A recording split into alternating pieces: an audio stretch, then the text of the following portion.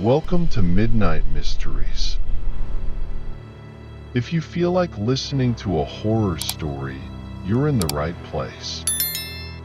Fall asleep listening to horror stories and the relaxing sound of rain. Story 1. The Haunting Note. As I navigated the winding roads of Forsaken Hollow late one eerie night, an oppressive silence enveloped me, broken only by the occasional rustle of leaves and the hum of my engine. The solitude was almost suffocating. Without warning, my car sputtered and shuddered, as if it too recoiled from the isolation. Cursing my luck, I pulled over to the side of the desolate road, realizing with a sinking feeling that there was no cell service. The only sign of life was a flickering porch light from a distant farmhouse, barely visible through the darkness, seeming miles away. With a sigh, I stepped out into the chilly night air, my breath forming misty clouds in front of me. The faint glow of the stars above offered little comfort as I began my lonely trek toward that distant beacon of hope. Every step felt like an eternity, the silence pressing in from all sides, amplifying my growing unease. After what felt like hours of walking, the distant hum of an engine reached my ears. Relief flooded me as I turned to see headlights piercing the inky blackness. I waved frantically, desperate for rescue. The car slowed, its headlights casting long, eerie shadows across the road. For a fleeting moment, I glimpsed the silhouette of a driver peering out from behind the windshield. But my hope quickly turned to terror as the car suddenly accelerated, veering toward me with alarming speed. Heart pounding, I leaped into a roadside ditch just as the vehicle roared past, missing me by mere inches. Adrenaline surged through my veins as I scrambled to my feet, eyes wide with shock and fear.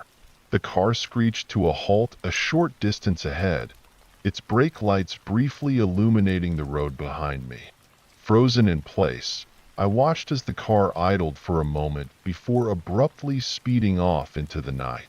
Shaken to the core, I hesitated before cautiously resuming my journey toward the farmhouse. The flickering light now seemed both a beacon of hope and a source of uncertainty. As I approached, the adrenaline began to wear off, leaving behind a lingering unease. The light danced in the wind, casting eerie shadows across the weathered facade. My footsteps echoed hollowly against the wooden porch as I reached for the doorbell, my hand trembling slightly. The door creaked open slowly, revealing an elderly man with kind eyes and a weather-beaten face. His voice, warm and comforting, was a stark contrast to the chilling silence outside. He listened intently as I recounted the mysterious car and my terrifying encounter on the road. His expression grew grave as he nodded knowingly.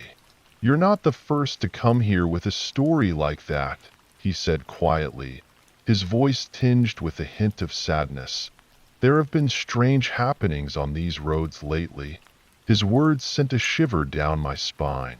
I glanced nervously over my shoulder, half expecting to see the headlights of that menacing car glaring back at me.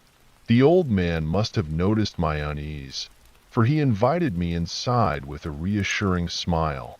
Inside the farmhouse, the warmth and flickering light of an old wood stove provided a stark contrast to the cold darkness outside. The walls were adorned with faded photographs and knickknacks that hinted at a lifetime of memories. The old man offered me a cup of hot tea, which I gratefully accepted, the warmth seeping into my chilled bones. As I sipped the tea, the old man recounted tales of other travelers who had sought refuge here, each with their own harrowing encounters on these desolate roads. Stories of phantom headlights that vanished into thin air, of eerie figures glimpsed in the shadows, and of inexplicable disappearances that left a haunting presence in their wake. Despite his attempts to reassure me, My mind remained fixated on the unsettling events of the night. Who was the driver of that car, and what had driven them to such reckless behavior? The unanswered questions gnawed at my thoughts like a relentless storm. Hours passed in the comforting embrace of the farmhouse, yet the night seemed endless. Eventually, as the first faint hints of dawn began to paint the horizon, the old man insisted on driving me back to my stranded car. Reluctantly, I bid farewell to the farmhouse and its comforting warmth, the memories of the night's events lingering like a ghostly echo. As we approached the spot where my car had broken down, I held my breath, half expecting the mysterious car to reappear. To my relief, there was no sign of it. Only the quiet stillness of the countryside bathed in the soft light of dawn. With the old man's help, I managed to get my car started again, the engine purring to life like a reassuring heartbeat. As I drove away from that lonely stretch of road, leaving behind the farmhouse and its enigmatic tales, I couldn't shake the feeling that I had narrowly escaped something far more sinister than a mere breakdown. The memory of those headlights in the night, the fleeting glimpse of a face behind the wheel, haunted my thoughts for days to come. Perhaps it was just a random encounter with a reckless driver, fueled by fear and misunderstanding. Or perhaps, as the old man's stories hinted, there are forces at play in the darkness of night that defy explanation, leaving behind only unanswered questions and the unsettling sensation of being watched from the shadows. Whatever the truth may be, one thing is certain. That lonely road through Forsaken Hollow and the farmhouse at its end will forever remain etched in my memory as a place where reality blurred with the inexplicable, leaving me forever changed by the eerie encounter that unfolded in the dead of night.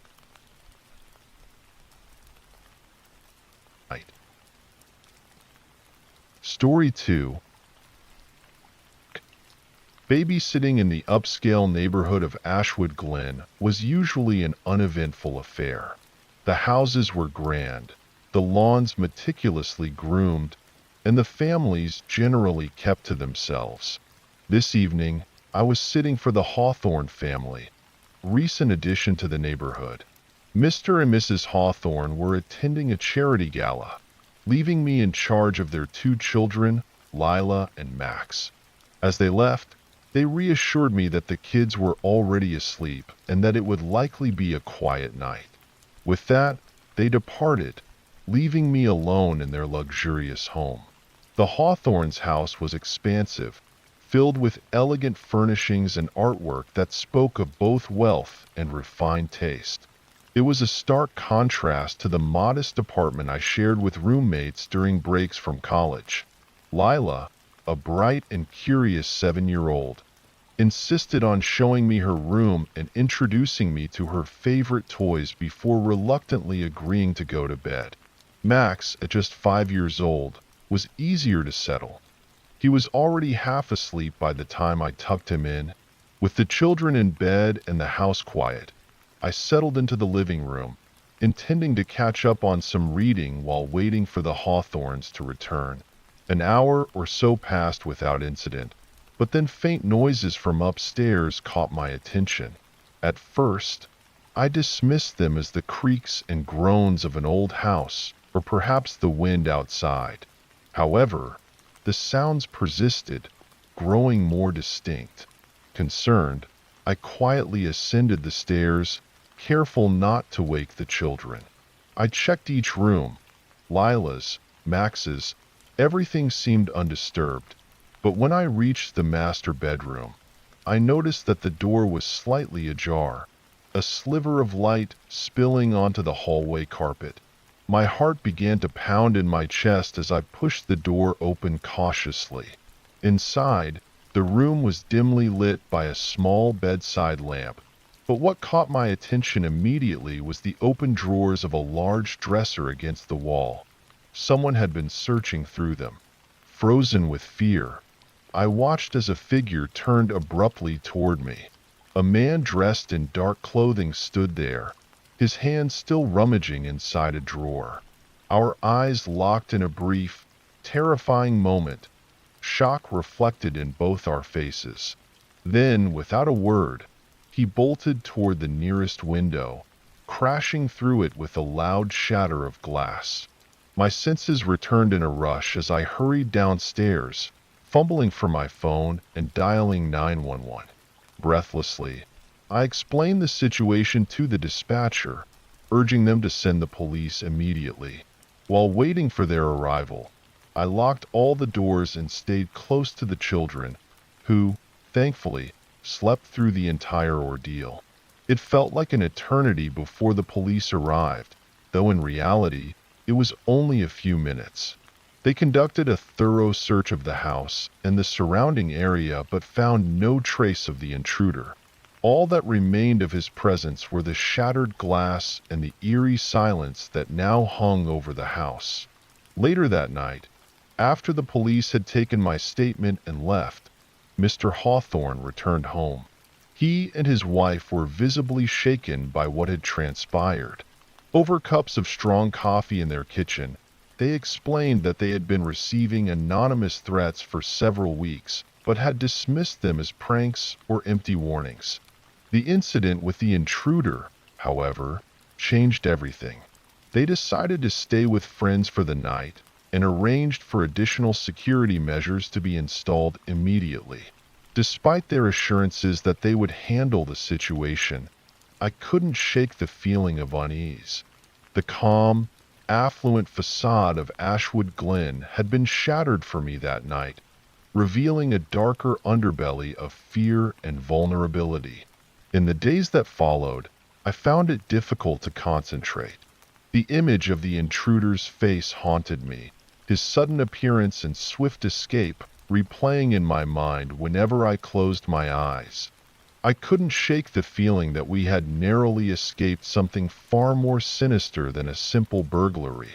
The Hawthorns, grateful for my quick actions that night, compensated me generously and assured me that they would no longer take any risks with their family's safety. They moved out of Ashwood Glen shortly after, opting for a more secure neighborhood where such incidents were less likely to occur. For me, babysitting would never be the same again. The innocence and trust one once associated with it had been replaced by a constant vigilance and awareness of the potential dangers lurking even in the most affluent of neighborhoods. As I returned to my own modest apartment, I vowed to always trust my instincts and never underestimate the threats that could be hiding behind a closed door or an open window.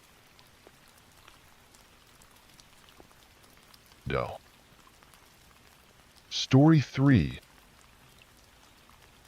As my friend Lily and I ventured deeper into the untamed wilderness of Blackwood Pines National Park, our adventurous spirits led us off the well-worn path.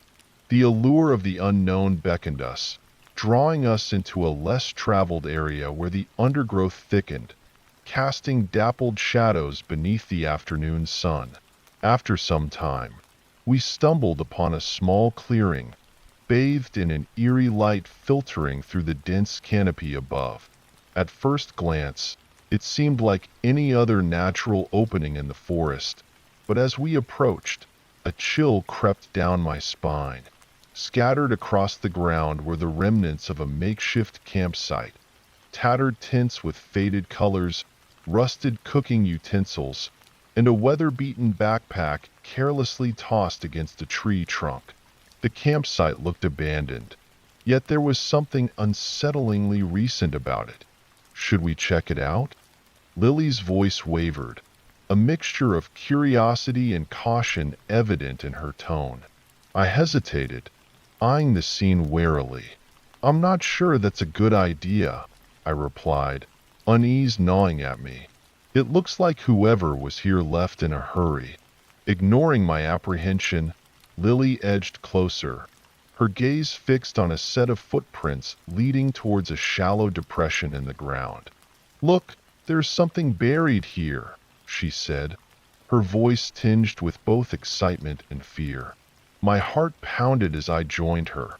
the hairs on the back of my neck standing on end.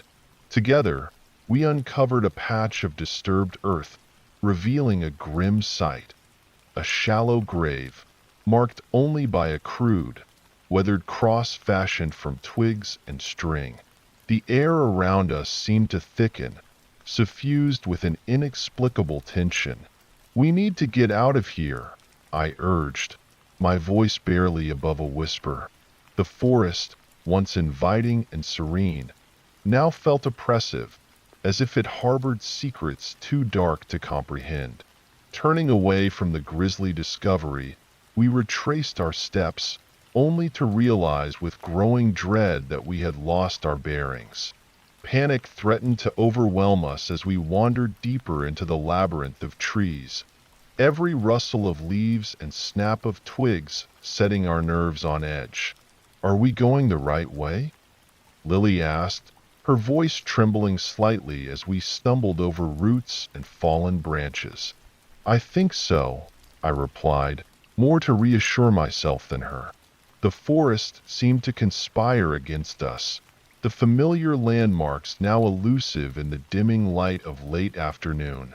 Just as desperation began to settle in, we heard it, a faint rustling of leaves, like footsteps padding softly behind us. Whipping around, we scanned the underbrush, but there was no one there. The hairs on my arms stood on end, a cold sweat breaking out across my brow. "Did you hear that?" Lily's eyes widened in alarm. I nodded mutely, my throat dry. "Someone's following us."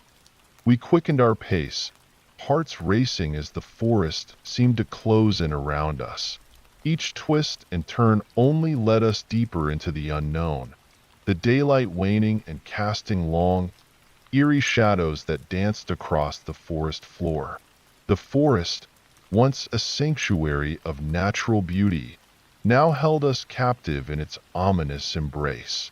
Hours passed in a blur of fear and exhaustion until, by some stroke of luck or divine intervention, we stumbled upon a faint trail, a lifeline leading us back to civilization. Relief washed over us as we emerged, disheveled and shaken, onto the familiar path of Blackwood Pines National Park's main trail. "We made it," Lily whispered, her voice a mix of disbelief and gratitude. I nodded, unable to find words to express the weight that had lifted from my chest. The memory of the campsite and its haunting secrets lingered, casting a pall over our return to safety.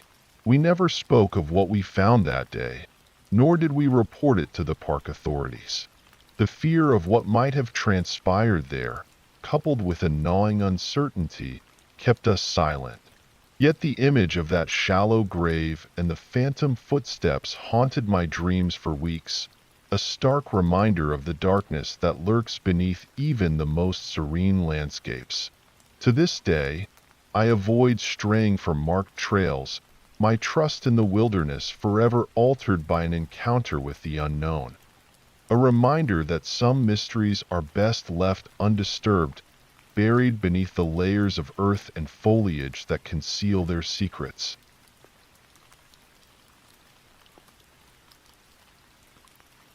Night. Working the night shift at Oakwood Mart, usually a quiet, uneventful experience. The dim fluorescent lights hummed overhead, casting a sterile glow over the aisles lined with snacks, drinks, and other essentials. I had grown accustomed to the solitude, finding a strange comfort in the rhythmic beeping of the cash register and the occasional rustling of a customer browsing the shelves. But that night would forever shatter my sense of security. It was nearing midnight when the bell above the entrance chimed softly, signaling the arrival of a new customer. I glanced up from behind the counter, where I had been absent-mindedly straightening candy bars. A figure cloaked in a dark hooded jacket entered, hands tucked into his pockets, footsteps echoing faintly against the tiled floor. A chill crept up my spine as he moved silently through the aisles, glancing over items but not making any purchases. There was something unsettling about his presence, like a storm gathering on the horizon, silent yet foreboding. I watched him closely on the monitor screens that displayed various angles of the store. Each camera captured his movements as he lingered by the snacks, paused by the drinks, and seemed to be sizing up the place. My hand hovered near the panic button under the counter, a precaution drilled into me during training, but I hesitated. After all, he hadn't done anything overtly threatening yet. Minutes stretched into an eternity as he prowled the aisles, seemingly indecisive. Just when I started to relax slightly, he turned sharply and approached the counter. His hood partially concealed his face, leaving his eyes shadowed and unreadable. Instinctively, I straightened, my pulse quickening with an undercurrent of dread. "Can I help you find something?" I asked, trying to keep my voice steady despite the growing unease. He didn't respond immediately.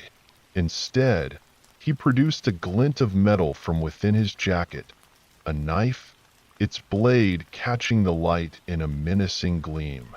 My breath caught in my throat, heart pounding as the realization of the situation crashed over me like a wave. A robbery. It was happening right in front of me, the fear palpable in the air. "Money," he demanded in a low, steady voice that betrayed no emotion, his eyes fixed on mine with an intensity that sent shivers down my spine. I nodded numbly, hands shaking as I fumbled to open the cash register. Every second felt like an eternity, the metallic click of the drawer echoing loudly in the tense silence. I placed the bills on the counter, my mind racing with thoughts of compliance and survival. Each movement was deliberate, weighted with the gravity of the situation. Just as he reached for the money, the door chimed again. A customer, oblivious to the unfolding drama. The robber froze, his grip tightening on the knife, eyes darting between me and the newcomer. Panic surged through me like a tidal wave. Would this innocent bystander become collateral in a desperate bid for escape? The customer, a middle-aged man in a worn jacket, paused near the beverages, his back turned to us as he pondered his selection. In that agonizing moment, time seemed to slow to a crawl, every heartbeat a thunderous drum in my ears. I prayed silently for him to leave, to sense the danger lurking just a few feet away. The robber's patience snapped like a taut wire. Without warning, he lunged toward the customer. Knife gleaming in a deadly arc, horror gripped me as I watched the scene unfold, powerless to intervene. The blade struck with a sickening thud, sinking into flesh with horrifying ease. A cry of pain tore through the air, a stark contrast to the sterile stillness that had enveloped the store moments before. Blood blossomed crimson against the man's jacket, staining it like a macabre badge of survival. The robber's eyes widened in shock at the unintended violence, his initial haste giving way to a frantic scramble for escape. He tore himself away from the wounded customer, who crumpled to the floor in agony, clutching his side where blood seeped through his fingers. I stood frozen behind the counter, horror and disbelief warring within me. The robber dashed out of the store, leaving a trail of fear and devastation in his wake. My hands trembled violently as I fumbled for the phone, dialing emergency services with shaking fingers. The dispatcher's voice sounded distant and muffled against the backdrop of chaos unfolding before me. Minutes passed in a blur of flashing lights and wailing sirens. Paramedics rushed into the store, their voices a calming presence amidst the turmoil. They tended to the wounded customer, stabilizing him before transporting him to the hospital. His eyes locked briefly with mine, a silent exchange of shared terror and relief that words could not encapsulate.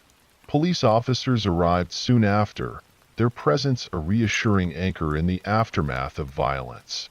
They took my statement, collected evidence, and assured me that they would do everything in their power to apprehend the perpetrator. But their words offered little comfort in the face of what had transpired. A nightmarish ordeal that would haunt me long after the physical wounds had healed. In the days that followed, I found myself grappling with a profound sense of guilt and trauma. The image of the hooded figure, the glint of steel, and the cries of pain replayed relentlessly in my mind like a broken record. I struggled to sleep, haunted by nightmares that blurred the lines between reality and terror. Eventually, I made the agonizing decision to resign from my position at Oakwood Mart. The once familiar aisles now felt like a labyrinth of shadows and echoes, each corner hiding the specter of that fateful night. The wounds inflicted that evening ran deeper than mere flesh. They had carved a jagged scar across my sense of security and innocence. Time passed, and the wounds slowly began to heal, though the scars would never fully fade. The store reopened its doors, customers returning to their routines with a cautious wariness. Life moved forward, albeit forever altered by the indelible mark of violence that had shattered the stillness of that quiet night. And as I walked away from that chapter of my life, I carried with me the knowledge that some scars never truly heal. They serve as a reminder of the fragility of safety and the resilience of the human spirit in the face of unspeakable darkness. Story 5. The Persistent. During my college years, I lived in a yet aging apartment building on the outskirts of town. It had character, they said, creaking floors, flickering lights, and walls that seemed to whisper stories of their own. I had grown accustomed to its quirks, the occasional draft, the soft echoes of my neighbors' lives seeping through the thin walls. But one chilly autumn night, those familiar sounds took on a far more sinister tone. As I sat in my dimly lit room, absorbed in a textbook, I heard it, the unmistakable sound of a woman screaming from the apartment next door. The suddenness and intensity of the scream sent a chill down my spine, freezing me in place. My mind raced, trying to comprehend the source of the horrifying noise that shattered the otherwise quiet evening. Instinctively, I reached for my phone and dialed 911, my heart pounding in my chest. The minutes stretched into what felt like hours as I waited for the police to arrive. Every second was laden with dread, my imagination conjuring up the worst scenarios. When the officers finally knocked on my door, their presence brought a mix of relief and apprehension. I recounted what I had heard, my voice trembling as I tried to convey the urgency of the situation. The police searched the neighboring apartment meticulously, but to my bewilderment, and theirs, they found nothing amiss. No signs of struggle, no broken furniture, not even a misplaced item. The officers exchanged puzzled glances and assured me that sometimes, in old buildings, sounds could play tricks on the mind. I nodded, feeling a mixture of embarrassment and lingering unease. The following day, rumors began to swirl through the building. Sarah, a young woman who lived next door to me, had gone missing. She was the girlfriend of my neighbor Mark, a quiet and reserved guy who kept mostly to himself. The news spread like wildfire among the residents, whispers echoing in the corridors, speculation filling the gaps left by uncertainty. Days turned into weeks, and the haunting mystery of Sarah's disappearance loomed over the building like a dark cloud. The police conducted extensive searches, questioned neighbors, and combed through nearby woods and parks, but all leads seemed to hit dead ends. Mark, visibly distraught, cooperated with the authorities, his eyes betraying a turmoil that words couldn't express. It wasn't until a month later, when autumn had given way to the biting cold of early winter, that a grim discovery shattered the fragile hope that Sarah would be found alive. Hikers stumbled upon a shallow grave deep in the woods, in a secluded spot just beyond the town's edge. The body, decomposed and barely recognizable, was identified as Sarah's. The news sent shockwaves through our small community, grief mingling with fear, and suspicion casting a shadow over the once tranquil neighborhood. Mark, devastated by the confirmation of his worst fears, withdrew further into himself, haunted by unanswered questions and the agony of loss. Despite their efforts, law enforcement struggled to find concrete evidence linking anyone to Sarah's murder. The case, plagued by a lack of witnesses and forensic challenges, became one of those unsolved mysteries that haunt a town's collective memory, a tragic tale with no closure, leaving scars that time could never fully heal. For me, the memory of that fateful night lingered like a ghost in the corners of my mind. I couldn't shake the feeling that I had heard Sarah's last moments, her voice echoing through the walls in a desperate plea that went unanswered. The guilt of not acting sooner, the endless what-ifs, tormented me during sleepless nights. It was a burden I carried silently, grappling with the realization that sometimes evil lurks just beyond the thin veneer of everyday life. Life moved on, as it often does, but the shadow of Sarah's untimely death cast a long pall over our once close-knit building. The old apartment, with its creaking floors and whispering walls, became a place haunted not just by memories, but by the lingering presence of tragedy, a stark reminder of how fragile our sense of security can be in a world where darkness sometimes finds its way into the most unexpected places. As for Mark, he eventually moved away, seeking solace in a new town far from the memories that haunted him. The police investigation remained open, a file gathering dust in some forgotten drawer, a silent testament to a crime that had stolen more than one life that chilly autumn night. And so, the story of Sarah's scream faded into the hushed tones of urban legend, whispered by new tenants who moved in and out, unaware of the tragedy that once gripped our humble corner of the world. A tale of loss, unanswered questions, and the haunting echo of a scream that still reverberates in the silent hours of the night. Story 6. The Silent Vigil.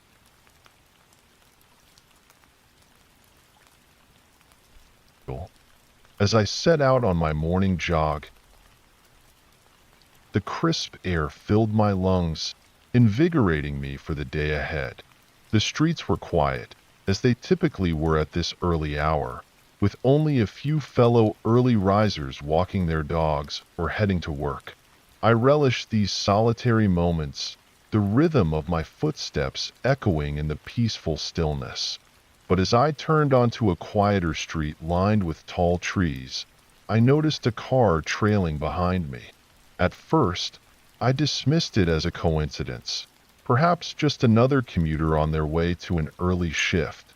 But as I changed my route, zigzagging through different streets and pathways, the car persisted, always maintaining a distance but never losing sight of me. A sense of unease began to creep in. I quickened my pace, my heart beating faster with each step. I turned sharply down a narrow alley, hoping to lose the persistent follower. Yet when I emerged onto the next street, there it was again. The same car, its presence ominous in the early morning light. Deciding it was no longer safe to continue my jog alone, I veered toward a bustling coffee shop that was just opening for the day. The familiar chime of the door greeted me as I hurried inside, relief washing over me. Glancing back through the window, I saw the car hesitate for a moment before speeding off down the street. I caught my breath and approached the counter, ordering a much-needed latte. As I waited, I couldn't shake the feeling of being watched, of the shadow that had followed me through those quiet streets. I debated calling the police but hesitated, unsure if I was overreacting. A week passed, and life settled back into its routine. I resumed my morning jogs, albeit with a heightened sense of awareness. Then, one evening, as I watched the local news, a report caught my attention. A woman had been abducted from the same area where I had encountered the mysterious car. Her description matched the vehicle that had followed me that morning. Chills ran down my spine as I realized how close I had come to a potentially dangerous situation. What if I hadn't changed my route? What if I hadn't sought refuge in that coffee shop? The realization sent a wave of gratitude mixed with lingering fear. I decided to contact the police, recounting my experience in detail. They listened attentively but admitted that without concrete evidence or a license plate number, there was little they could do. The incident was logged, but the case remained unsolved. From that day forward, I altered my routines even more. I varied my jogging routes unpredictably, never settling into a predictable pattern. I shared my story with friends and neighbors, urging caution and vigilance, especially during solitary activities. The incident left a lasting impression on me. It wasn't just about a morning jog anymore. It was about safety, about being aware of my surroundings, about trusting my instincts. I couldn't help but wonder about the woman from the news report. Did she, too, notice the car trailing her? Did she have a moment of hesitation that could have changed her fate? Months passed, and the memory of that morning began to fade into the background of daily life. Yet whenever I passed by that coffee shop or jogged down those familiar streets, a shiver of apprehension would remind me of how fragile our sense of security can be. I never found out what happened to the woman who was abducted, whether she was found safe or if she ever returned home. The uncertainty hung in the air, a reminder of the dangers that lurk beneath the surface of our everyday routines. To this day, I continue to jog in the early mornings, but I no longer take the quiet streets for granted. I carry with me the memory of that ominous car and the narrow escape that could have altered my life forever. And as I lace up my running shoes each morning, I say a silent prayer for safety, for myself and for all those who venture out into the dawn, chasing the promise of a new day amidst the shadows of uncertainty. Story 7. The Vanishing Figure. The cool night air wrapped around me as I nestled into my sleeping bag, the crackling fire from earlier now reduced to glowing embers. Camping alone had always given me a sense of freedom and peace that I rarely found elsewhere. But tonight, that peace was shattered by an unexpected visitor. I awoke abruptly to the sound of crunching leaves outside my tent. At first, I dismissed it as a raccoon or some other nocturnal creature, but then the footsteps grew closer, their rhythm unsettlingly deliberate. My heart quickened as I realized they weren't random. Someone was out there. Gingerly, I unzipped the tent just enough to peer out. Moonlight filtered through the trees, casting eerie shadows. There, standing just beyond the faint glow of the dying embers, was a man. He stood unnaturally still, his silhouette a stark contrast against the darkness of the forest. His gaze was fixed on my tent, unmoving. Fear gripped me like a vice. Who was he? What did he want? My mind raced with scenarios, none of them comforting.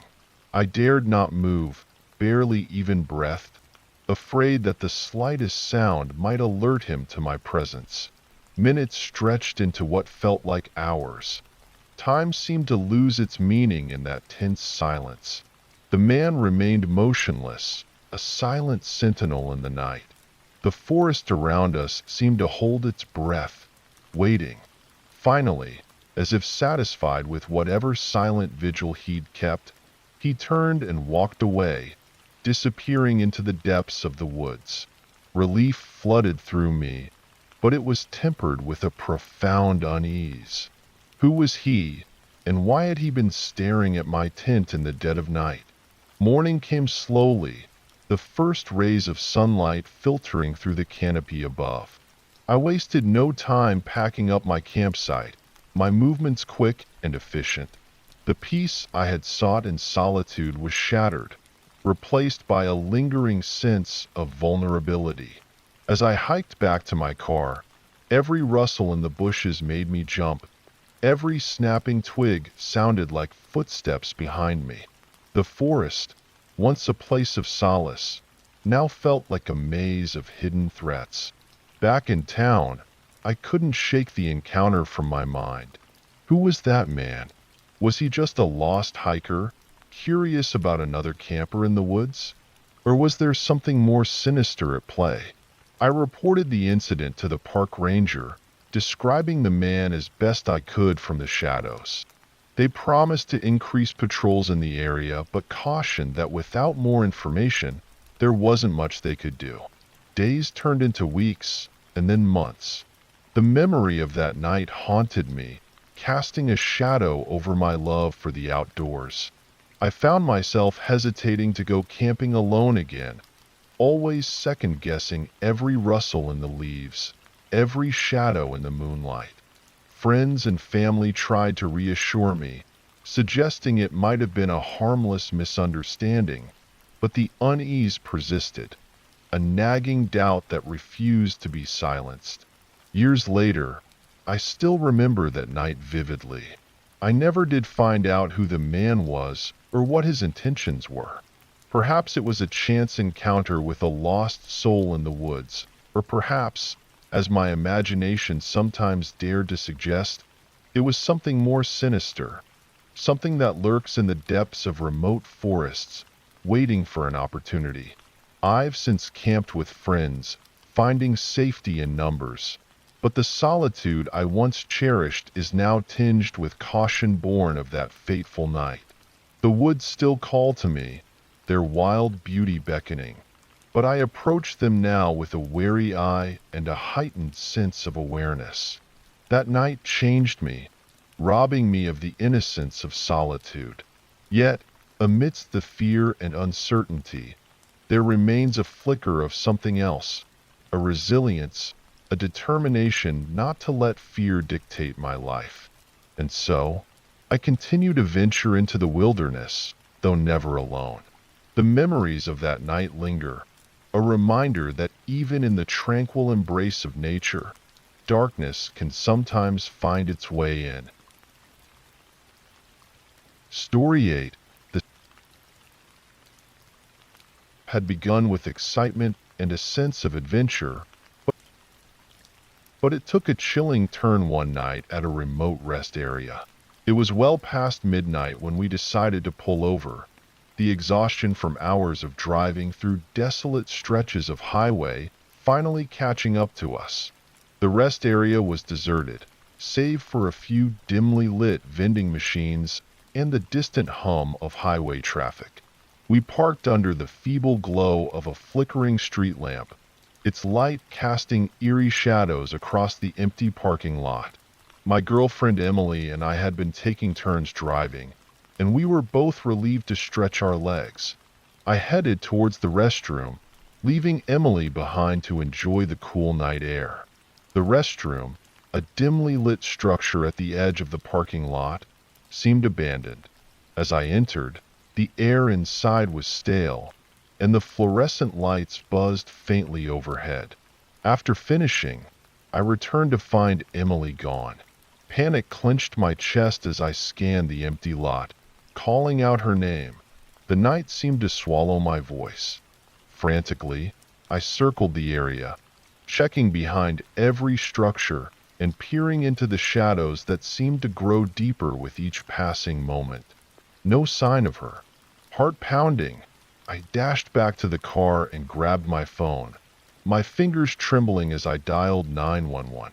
Desperation and fear fueled my actions as I explained the situation in a rush of words, trying to keep my voice steady despite the rising panic. The dispatcher assured me that help was on the way and advised me to stay put. Minutes stretched into agonizing hours as I waited, feeling utterly helpless. Police cruisers arrived with flashing lights, and officers fanned out to search the area. I paced nervously, my mind racing with worst-case scenarios. Had someone taken her? Was she hurt, scared, alone? Then, a breakthrough. A faint cry from a nearby ditch caught the attention of one of the officers. They rushed towards the sound, and my heart leaped into my throat as I followed. There, huddled in the darkness, was Emily, trembling and visibly shaken, but thankfully unharmed. Relief washed over me, but it was short-lived as Emily recounted her ordeal.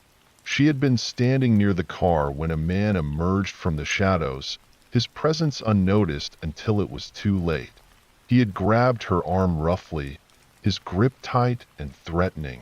She struggled, kicking and screaming, managing to break free just as he tried to drag her towards a nondescript sedan parked at the edge of the rest area. In a panic, she ran, finding refuge in the ditch where she remained hidden until the police arrived. The man had vanished into the night, leaving behind only fear and unanswered questions. The police took our statements, their expressions grim with concern. They searched the area meticulously, but the man was nowhere to be found. No witnesses came forward, and the surveillance footage revealed little in the darkness of the night. It was as if he had materialized out of thin air and disappeared just as swiftly. We spent the remainder of the night at the rest area, surrounded by a heavy police presence for our safety. Emily clung to me, her eyes wide with lingering fear, replaying the terrifying moments over and over in her mind. In the days that followed, we drove with renewed vigilance. The once exciting road trip was now marred by an underlying sense of unease. Every rest stop, every gas station became a potential threat in our minds. We questioned every passerby, scrutinized every vehicle parked nearby, and kept our doors locked at all times. The incident haunted us long after we reached our destination. We never found out who the man was or what his intentions had been. The police investigation yielded no leads, leaving us with only our fears and unanswered questions. Months passed, and life resumed its normal pace, but the memory of that night lingered, a chilling reminder of the dangers that can lurk in the most ordinary of places.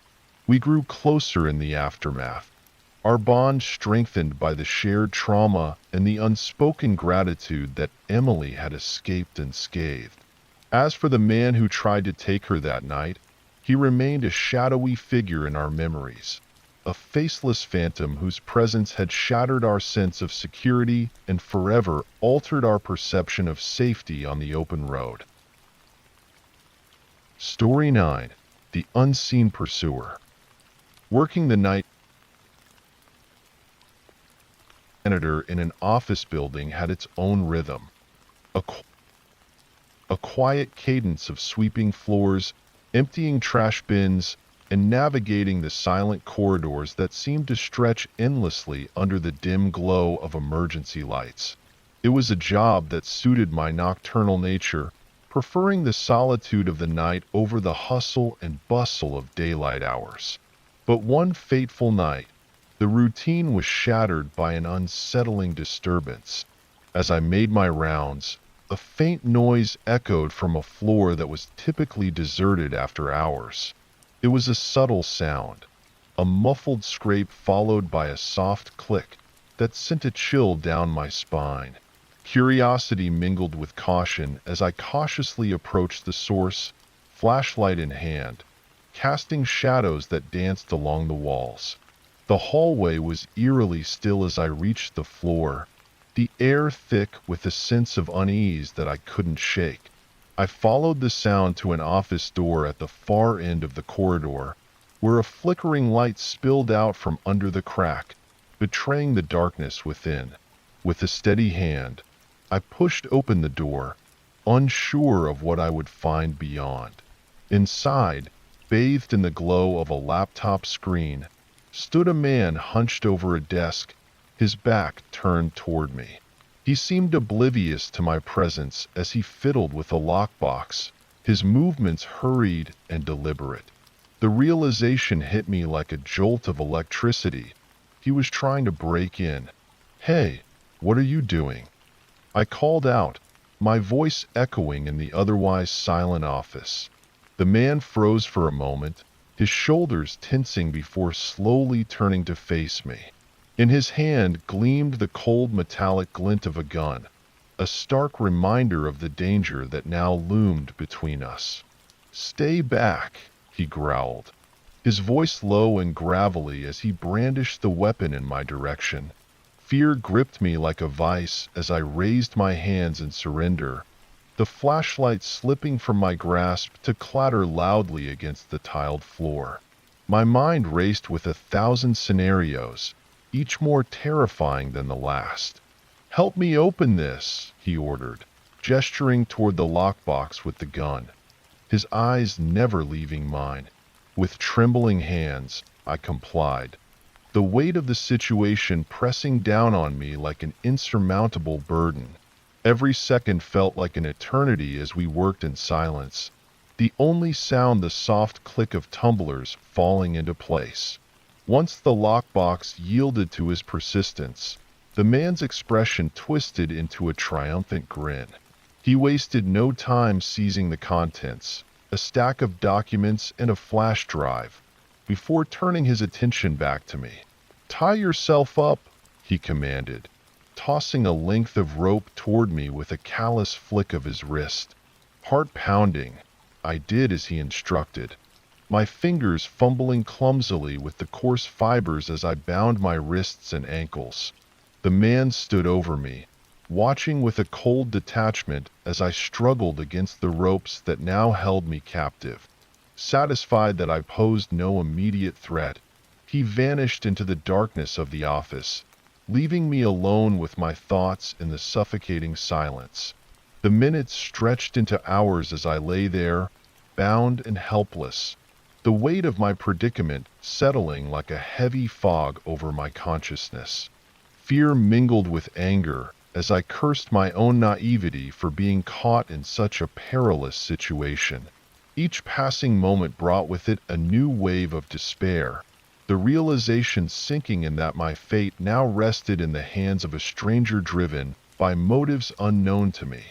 Finally, summoning every ounce of determination within me, I managed to free myself from the bindings that had held me captive. The ropes fell away, leaving behind raw marks on my skin as a painful reminder of the ordeal I had endured. With shaking hands, I reached for my cell phone, fingers trembling as I dialed the emergency number that would summon help. The police arrived swiftly, their presence a welcome relief amidst the chaos that had descended upon the once quiet office building. I recounted the harrowing events of the night, each word weighed down by the gravity of what had transpired. They listened intently, their expressions grave as they took notes and promised to do everything in their power to apprehend the perpetrator. But days turned into weeks, and weeks into months. Yet the man who had violated the sanctity of that office building remained at large. Despite their best efforts, the police were unable to trace his whereabouts or uncover any leads that might lead to his capture. The sense of justice that I had hoped for slowly gave way to frustration and disillusionment. Haunted by the memories of that night, I made the difficult decision to resign from my position as a janitor at the office building. The once familiar corridors now held a chilling reminder of the danger that lurked in the shadows, a threat that I could no longer face with the same sense of calm resolve. In the aftermath of the ordeal, I found solace in the support of friends and family who stood by me during my darkest moments. Their unwavering presence served as a beacon of hope amidst the uncertainty that had come to define my life in the wake of that fateful night. As I look back on that chapter of my life, I'm reminded of the fragility of security and the resilience of the human spirit in the face of adversity. Though the scars of that experience may never fully heal, they serve as a poignant reminder of the strength that lies within us all, waiting to be discovered in moments of profound vulnerability. Story 10. The Phantom Hitchhiker. Walking home alone from The Phantom Hitchhiker.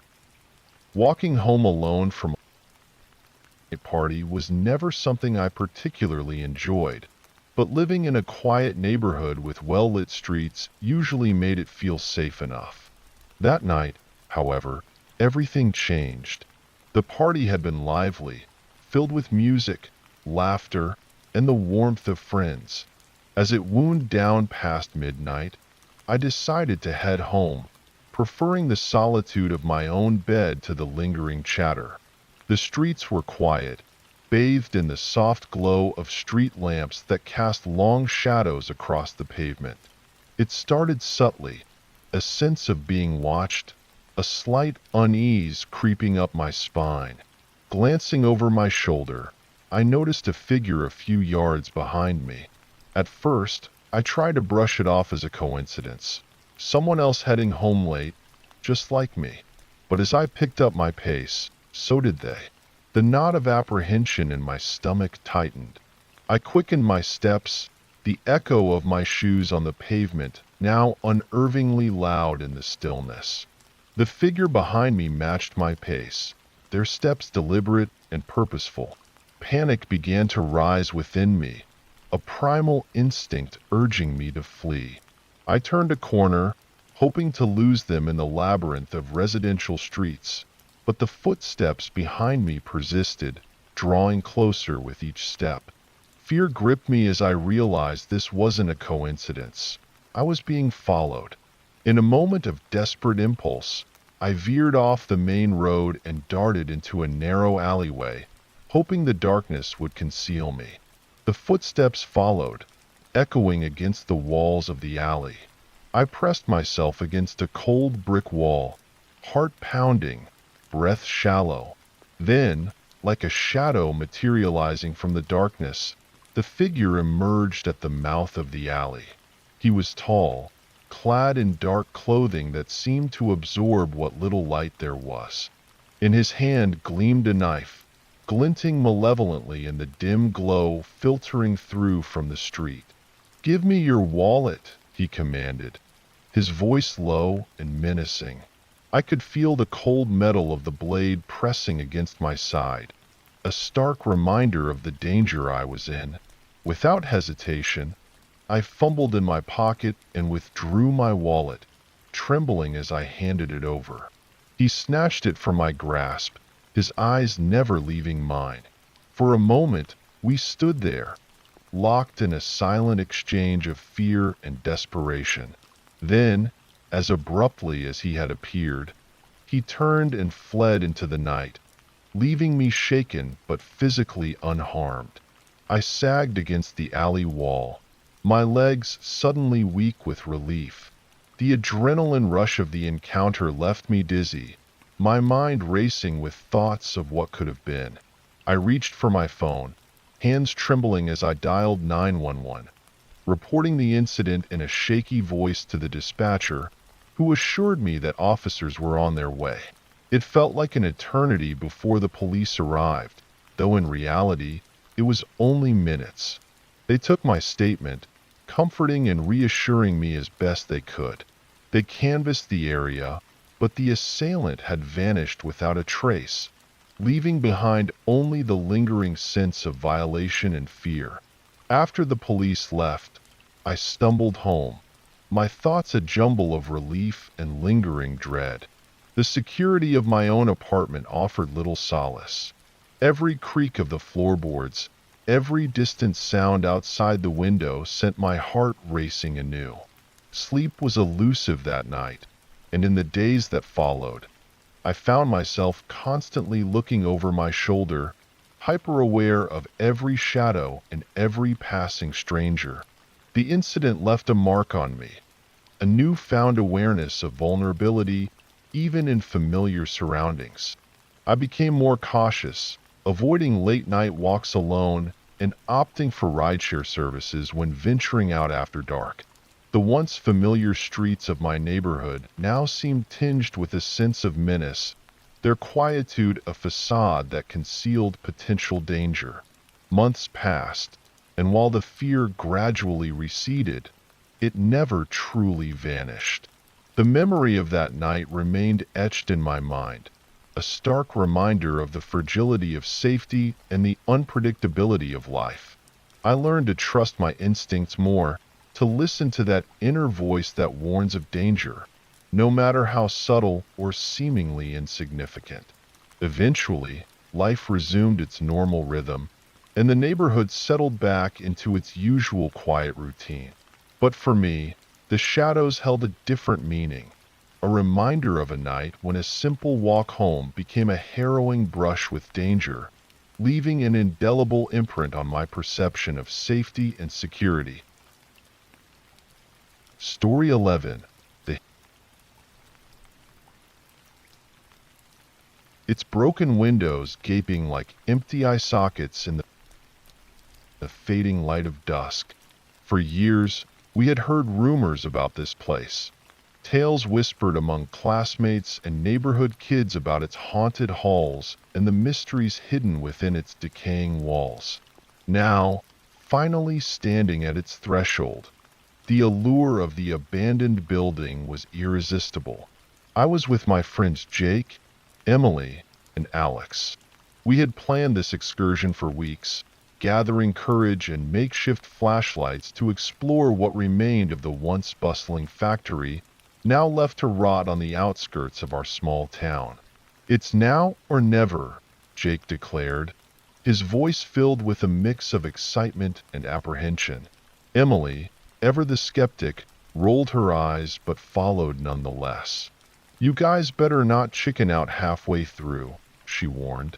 Alex, typically quiet but always up for an adventure, nodded in agreement. "Let's do this."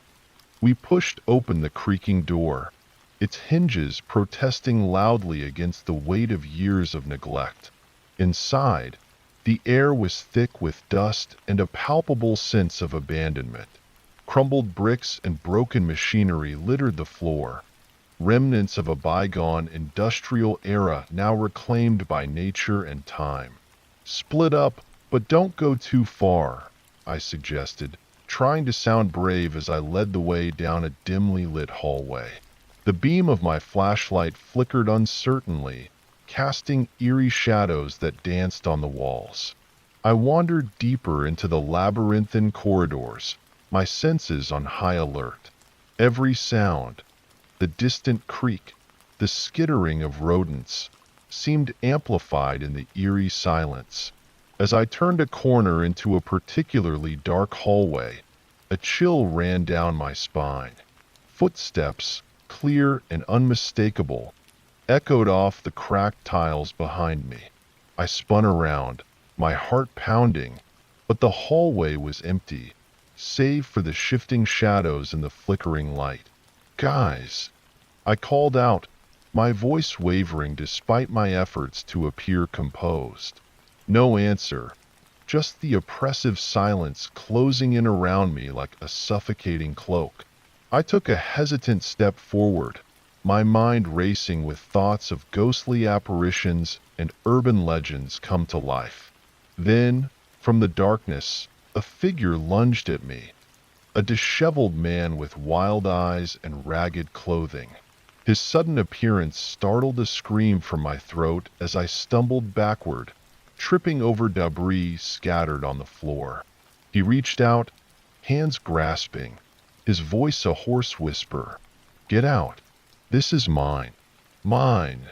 Terrified beyond reason, I scrambled to my feet just as my friends, alerted by my cry, burst into the hallway.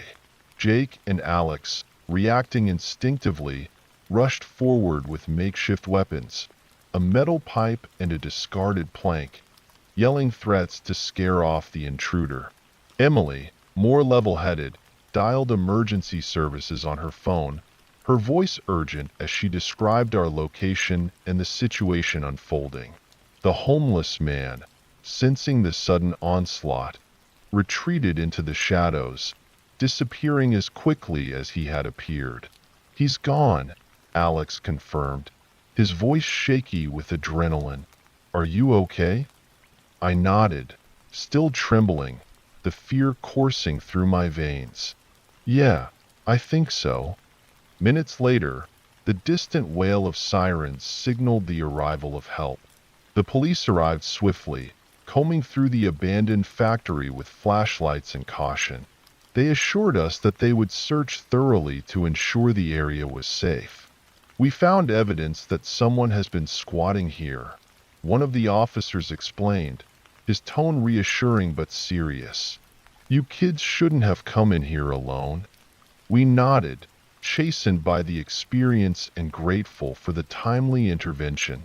As we made our way out of the building, escorted by the police for our safety, I couldn't shake the image of the man's desperate eyes and the haunted expression etched on his face. What had driven him to seek refuge in this forsaken place? What horrors had he endured within these walls? We never returned to the abandoned factory after that night. The allure of exploration had been overshadowed by the harsh reality of human desperation and the dangers lurking in forgotten places. The building remained a haunting memory, a reminder that even in the darkest corners, there are stories untold and mysteries best left undisturbed. Story 12: The Unsettling Stranger. Driving through rural areas, road flanked by fields and forests, where the only sounds were the hum of the engine and the occasional chorus of crickets. It was on one such tranquil afternoon that my journey took an unexpected turn, plunging me into a tense encounter that would leave me questioning the innocence of isolated roads forever. The day had been uneventful until my car, faithful companion on many road trips, sputtered to a halt with an ominous finality. I cursed under my breath, glancing at the fuel gauge that stubbornly hovered just above empty. Cell service had long since abandoned me in this remote pocket of countryside, leaving me with no choice but to embark on a trek to the nearest gas station, a few miles away according to the last road sign. With resigned determination, I grabbed my phone, wallet, and a bottle of water, locking the car behind me out of habit more than necessity. The sun hung lazily overhead, casting long shadows as I set off along the dusty roadside, each step kicking up small puffs of dust. The rhythmic crunch of gravel beneath my shoes became a steady companion, as the landscape unfolded around me in a patchwork of greens and golds, interrupted only by the occasional farmstead or winding creek. It was a picturesque scene, albeit one that belied the solitude and vulnerability of my situation. The midday heat bore down relentlessly, adding a layer of discomfort to my already frayed nerves. Time seemed to stretch endlessly as I walked, the gas station appearing no closer despite my steady progress. The silence was almost oppressive, broken only by the distant rumble of a tractor or the rustling of leaves stirred by a gentle breeze. It was in this eerie tranquility that I first noticed the van, a nondescript white vehicle that appeared seemingly out of nowhere, its engine purring softly as it slowed to match my pace. Instinct prickled at the back of my neck, a subtle warning that something was amiss. I glanced sideways, meeting the gaze of the driver, a middle-aged man with a weathered face framed by a worn baseball cap. His smile seemed friendly enough, but there was an intensity to his stare that set my pulse racing. "Need a lift?" he called out, his voice carrying over the hum of the engine. I hesitated, weighing the offer against the unease gnawing at my gut. Politely declining, I assured him I was fine and thanked him for stopping. His smile faltered for a moment, replaced by a brief flicker of something unreadable in his eyes. Without another word, he nodded curtly and accelerated away, the van disappearing around a bend in the road. Relief washed over me in a fleeting wave, quickly tempered by the sight that greeted me as I rounded the next curve. There it was again, the unmistakable silhouette of the van, now parked just ahead with its engine idling. Dread pooled in the pit of my stomach as realization dawned. He had turned around, retracing his path in my direction, heart hammering against my ribs. I scanned the roadside for options. Dense foliage offered little in the way of concealment, but panic lent me a burst of desperate energy. I veered off the road, crashing through the underbrush until I found a thicket dense enough to provide cover.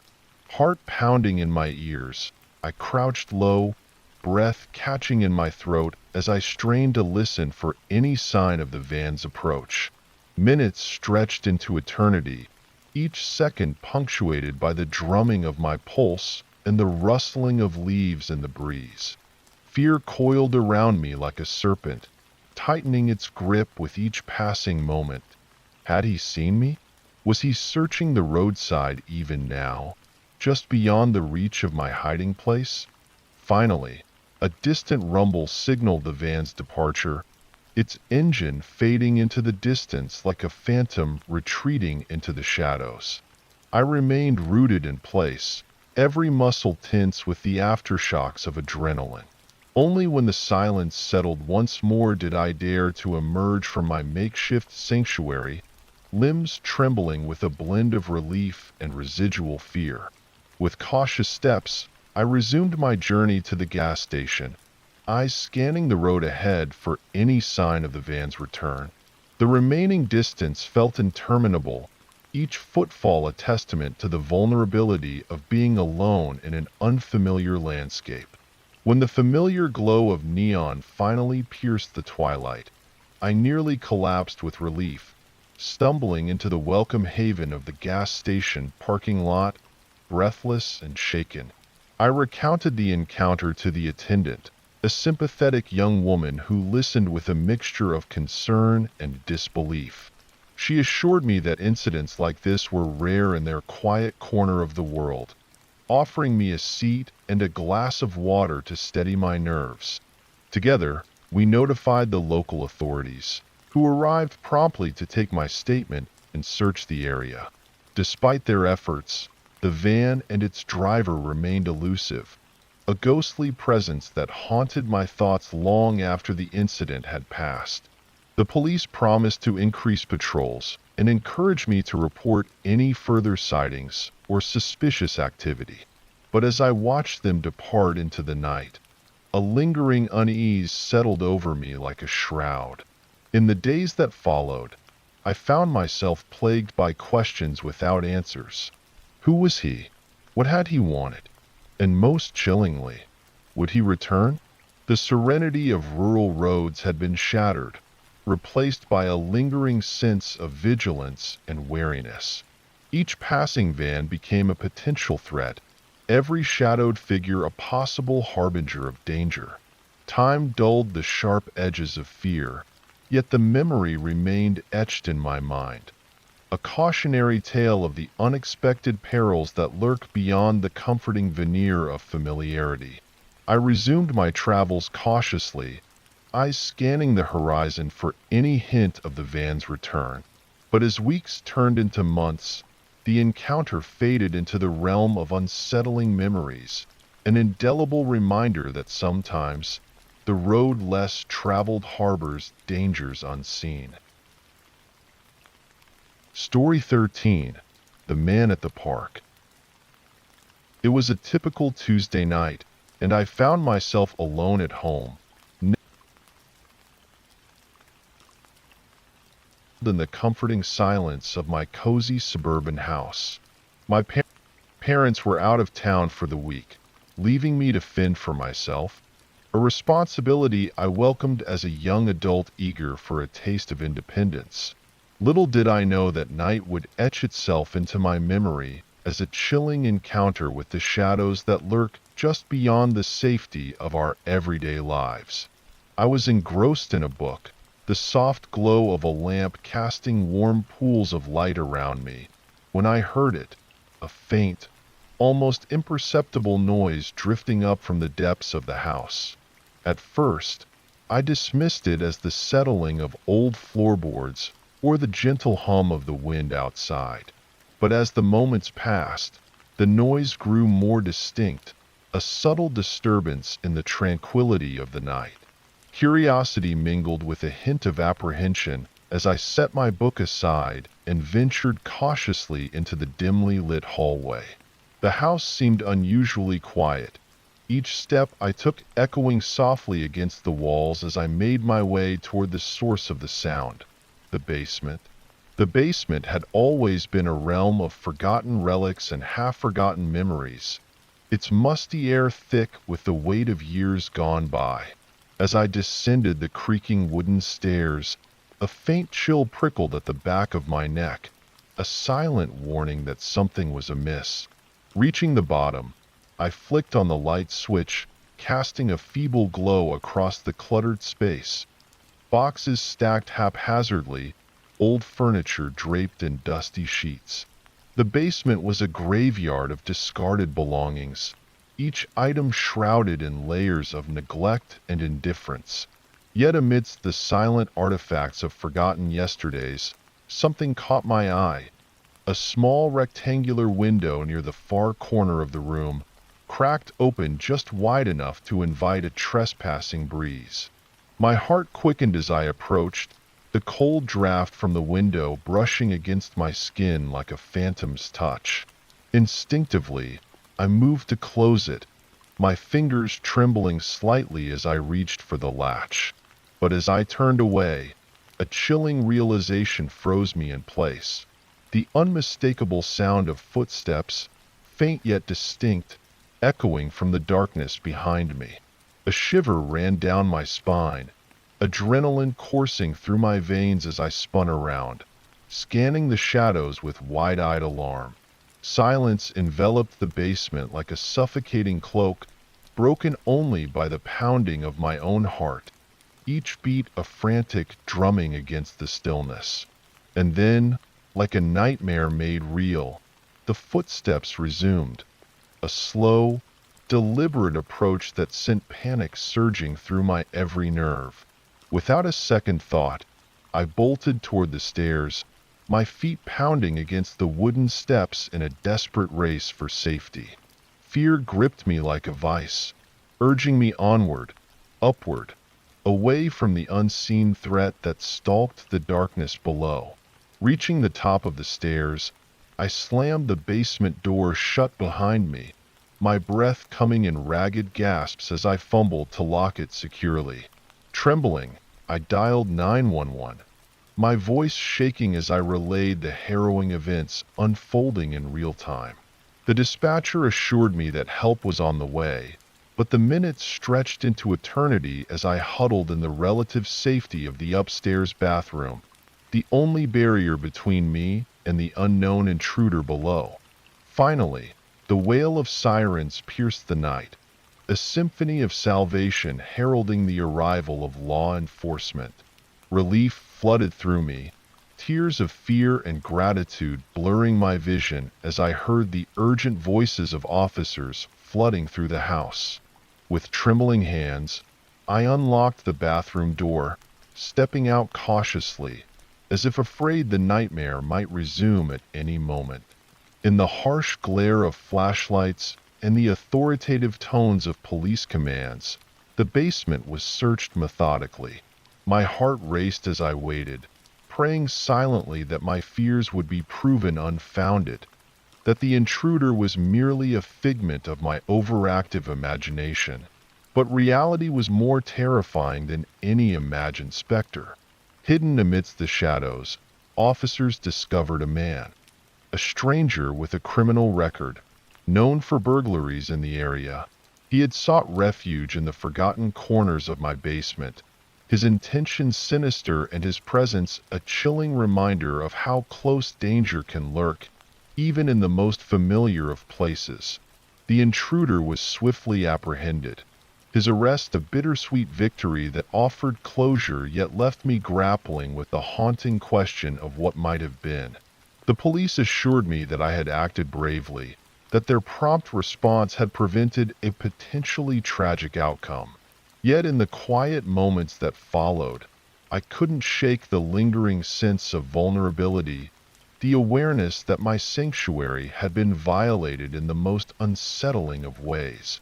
In the days that followed, neighbors rallied around me, offering support and solidarity in the wake of the ordeal.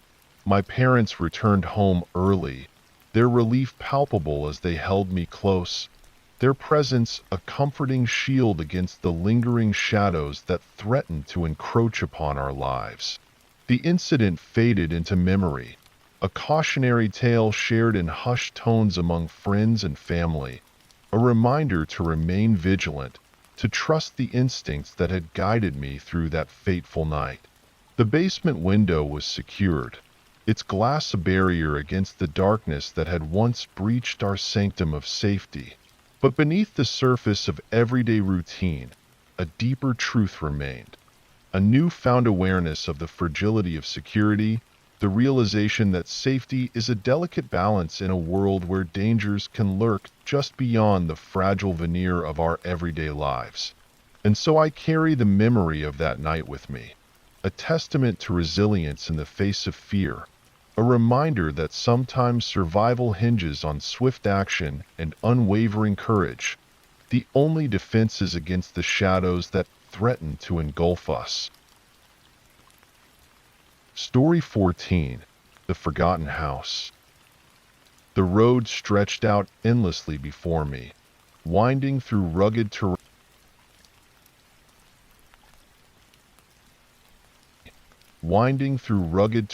And under an expansive sky that transitioned from azure blue to fiery hues of sunset. It was a solo road trip, a journey of self-discovery and adventure across unfamiliar landscapes. Each mile brought new sights and experiences, from quaint towns to vast national parks. As the day waned into evening, I found myself nearing a remote stretch of highway with few signs of civilization. With darkness descending, I decided to pull into a rest stop nestled between towering pines. It seemed like the perfect spot to spend the night, a peaceful refuge under the stars. Parking my car in a secluded corner of the rest area, I settled in for the night, reclining my seat and wrapping myself in a sleeping bag. The gentle hum of the engine and the occasional rustling of leaves outside lulled me into a fitful sleep. Sometime in the dead of night, I was jolted awake by a sound that pierced the silence. A metallic scrape followed by the distinct click of a door handle being tested. Adrenaline surged through me as I bolted upright, heart pounding in my chest. Through the darkness, I saw the silhouette of a man outside my car, crowbar in hand, trying to pry open the passenger door. Fear gripped me, freezing my limbs for a brief moment before instinct kicked in. Without hesitation, I lunged forward, slamming my foot on the gas pedal. The engine roared to life as I peeled out of the rest area, gravel spraying behind me in a chaotic dance of desperation and fear. Behind me, the man stood momentarily stunned, illuminated by the red glow of my taillights. Then, as if shaken from his surprise, he lunged forward, shouting obscenities into the night. I sped down the darkened highway, heart racing faster than the car itself, adrenaline fueling my escape. Miles passed in a blur of headlights and road signs, each mile marker a testament to my narrow escape. Eventually, I reached the outskirts of a small town, where I pulled into a well-lit gas station. My hands trembled as I dialed the emergency number, recounting the harrowing ordeal to the dispatcher. Within minutes, a patrol car arrived, its blue and red lights slicing through the darkness like a beacon of safety. I stumbled out of my car, still shaken but relieved to see a uniformed officer step out to greet me. I recounted the events once more, describing the man and the chilling moment when I realized my life hung in the balance. The officers searched the area thoroughly, combing through the rest stop and surrounding woods, but the man had vanished into the night, leaving only the echo of his menacing presence behind. They assured me they would increase patrols in the area and advised me to find a safer place to spend the night. Shaken to the core, I followed their advice, driving to a nearby motel where I could lock myself securely in a room with sturdy walls and a deadbolt. Sleep eluded me that night, my mind replaying the events over and over, each detail etched into my memory with vivid clarity. In the days that followed, I found it difficult to shake off the lingering sense of vulnerability. The open road, once a symbol of freedom and exploration, now carried an undercurrent of danger. I checked into motels more frequently, avoiding remote rest stops and choosing well-lit areas where other travelers gathered. Despite the passage of time, the incident left a lasting mark on me. I became more cautious, more vigilant of my surroundings, always scanning for any hint of danger lurking in the shadows. The trust one had placed in the solitude of the open road was shattered, replaced by a constant awareness of potential threats. Months turned into years, and while the memory of that terrifying night gradually faded, its impact remained. A cautionary tale etched into the fabric of my travel experiences. I continued to embark on road trips, seeking new adventures and vistas, but always with a heightened sense of awareness and a newfound respect for the unpredictable nature of the world. As for sleeping in my car at rest stops, it became a practice of the past. The mere thought sent a shiver down my spine, a reminder of how swiftly safety could be compromised in the darkness of night. I vowed never to take my safety for granted again, a promise forged in the crucible of that fateful encounter on a desolate stretch of highway. The road still beckons, its allure unchanged, but now tempered with caution and a deep-seated appreciation for every safe arrival at my destination. And as I continue to explore the world, I carry with me not only the memories of breathtaking landscapes and friendly encounters, but also the solemn reminder that vigilance is the price of freedom on the open road. Story 15. The Isolated Motel. The office building stood silent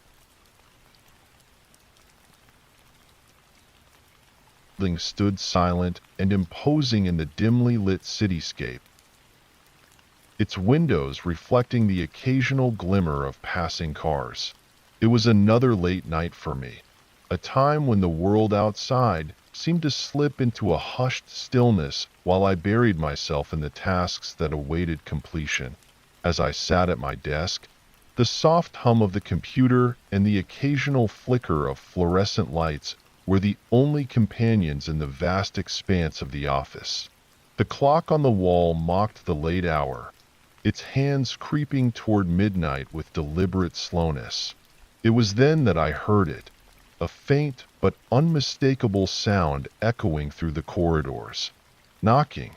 At first, I dismissed it as my mind playing tricks on me, the product of fatigue and solitude. But as the rhythmic tapping persisted, growing louder and more insistent, I could no longer ignore it. I paused, listening intently. The knocking came from the front entrance, a heavy, solid door that was always locked after hours. A chill ran down my spine. Who could it be? Was it a late-night delivery, someone lost, or something more sinister? The rational part of my mind urged caution. The building's policy was clear: no unauthorized access after hours. But curiosity and a flicker of concern propelled me from my chair. With cautious steps, I approached the door, my footsteps muffled by the thick carpet beneath me.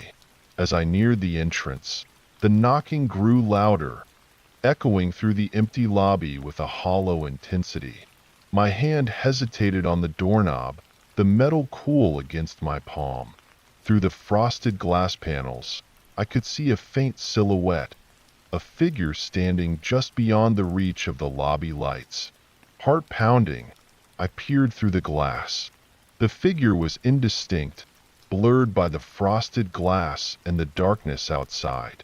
All I could discern was a vague outline, a shadowy presence that seemed to blend into the night. "Hello?" I called out tentatively, my voice barely more than a whisper. There was no response, only the relentless pounding of fists against the door. Panic began to rise within me.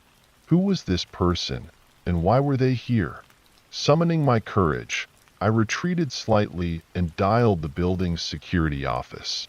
The phone rang once, twice, before someone finally picked up. "Security, how can I help you?" The voice on the other end was a welcome reassurance amidst the mounting tension. "There's someone at the front door," I whispered urgently, my eyes never leaving the figure beyond the glass. "They're knocking, and I don't know who they are." The security officer assured me they would dispatch a guard immediately. Relief washed over me as I hung up, knowing help was on the way. But as I turned back to the door, dread tightened its grip once more. The knocking had stopped. In its place was an eerie silence, a silence that seemed to swallow the entire building, leaving only the faint hum of electronics and the distant sounds of the city outside. I strained to see through the frosted glass, searching for any sign of movement. Seconds stretched into minutes as I stood there, caught between the urge to flee and the compulsion to stay.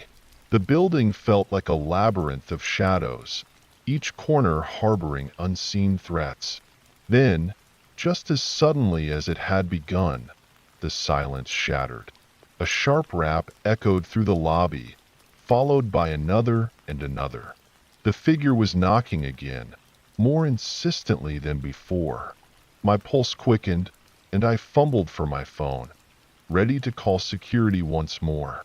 But before I could dial, a voice cut through the darkness, a security guard's voice, calling out from behind me. Relief flooded through me as I turned to see the guard approaching, his footsteps echoing softly on the tiled floor. "There's someone at the door," I said breathlessly, pointing toward the entrance. "They were just here." The guard nodded grimly, his hand resting on the radio at his hip. "I'll check it out. You stay here." With a nod, I watched as he cautiously approached the door, his movements deliberate and measured. The figure outside continued to knock, oblivious to our presence. It was as if they were in their own world, driven by some unknown purpose. The guard reached the door and peered through the glass. For a tense moment, he studied the figure outside, his brow furrowed in concentration. Then, in one swift motion, he unlocked the door and swung it open. "What are you doing here?" he demanded, his voice firm, but there was no one there.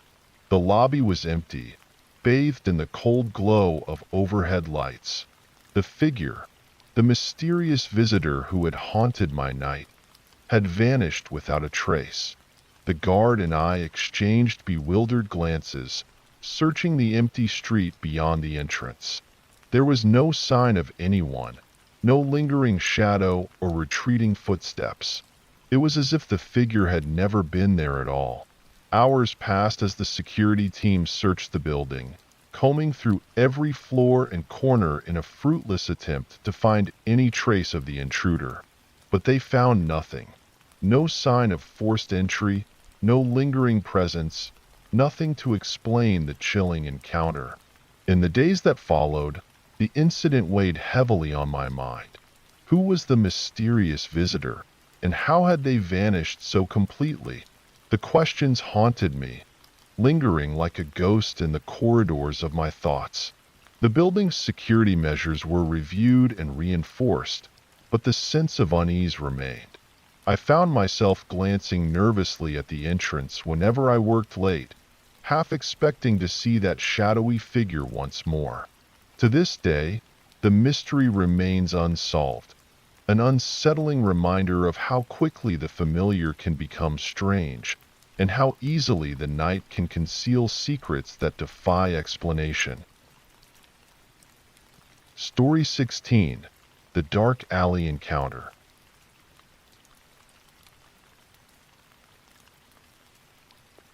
Just how easily innocence can give way to unsettling encounters. It was a crisp autumn afternoon when we decided to explore the woods surrounding the outskirts of town.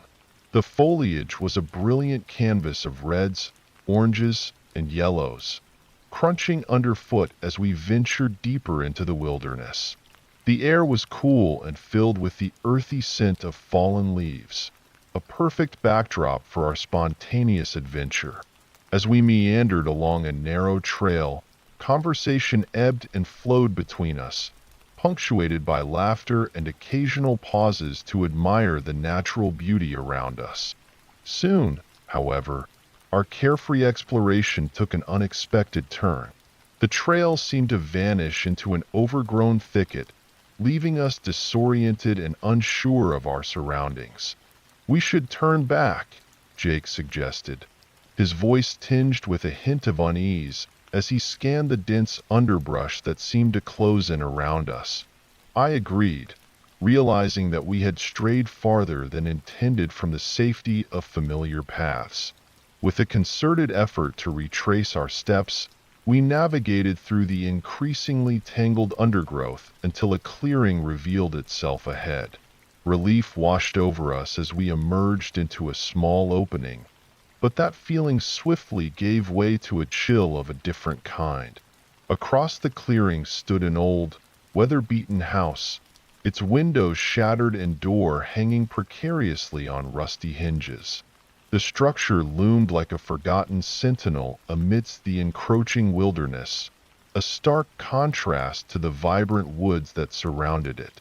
Curiosity piqued, we exchanged hesitant glances before cautiously approaching the decrepit building. The air around it seemed to carry an eerie stillness, broken only by the distant rustling of leaves and our hesitant footsteps on the cracked earth. As we drew closer, muffled voices reached our ears, faint but distinct enough to send a shiver down my spine.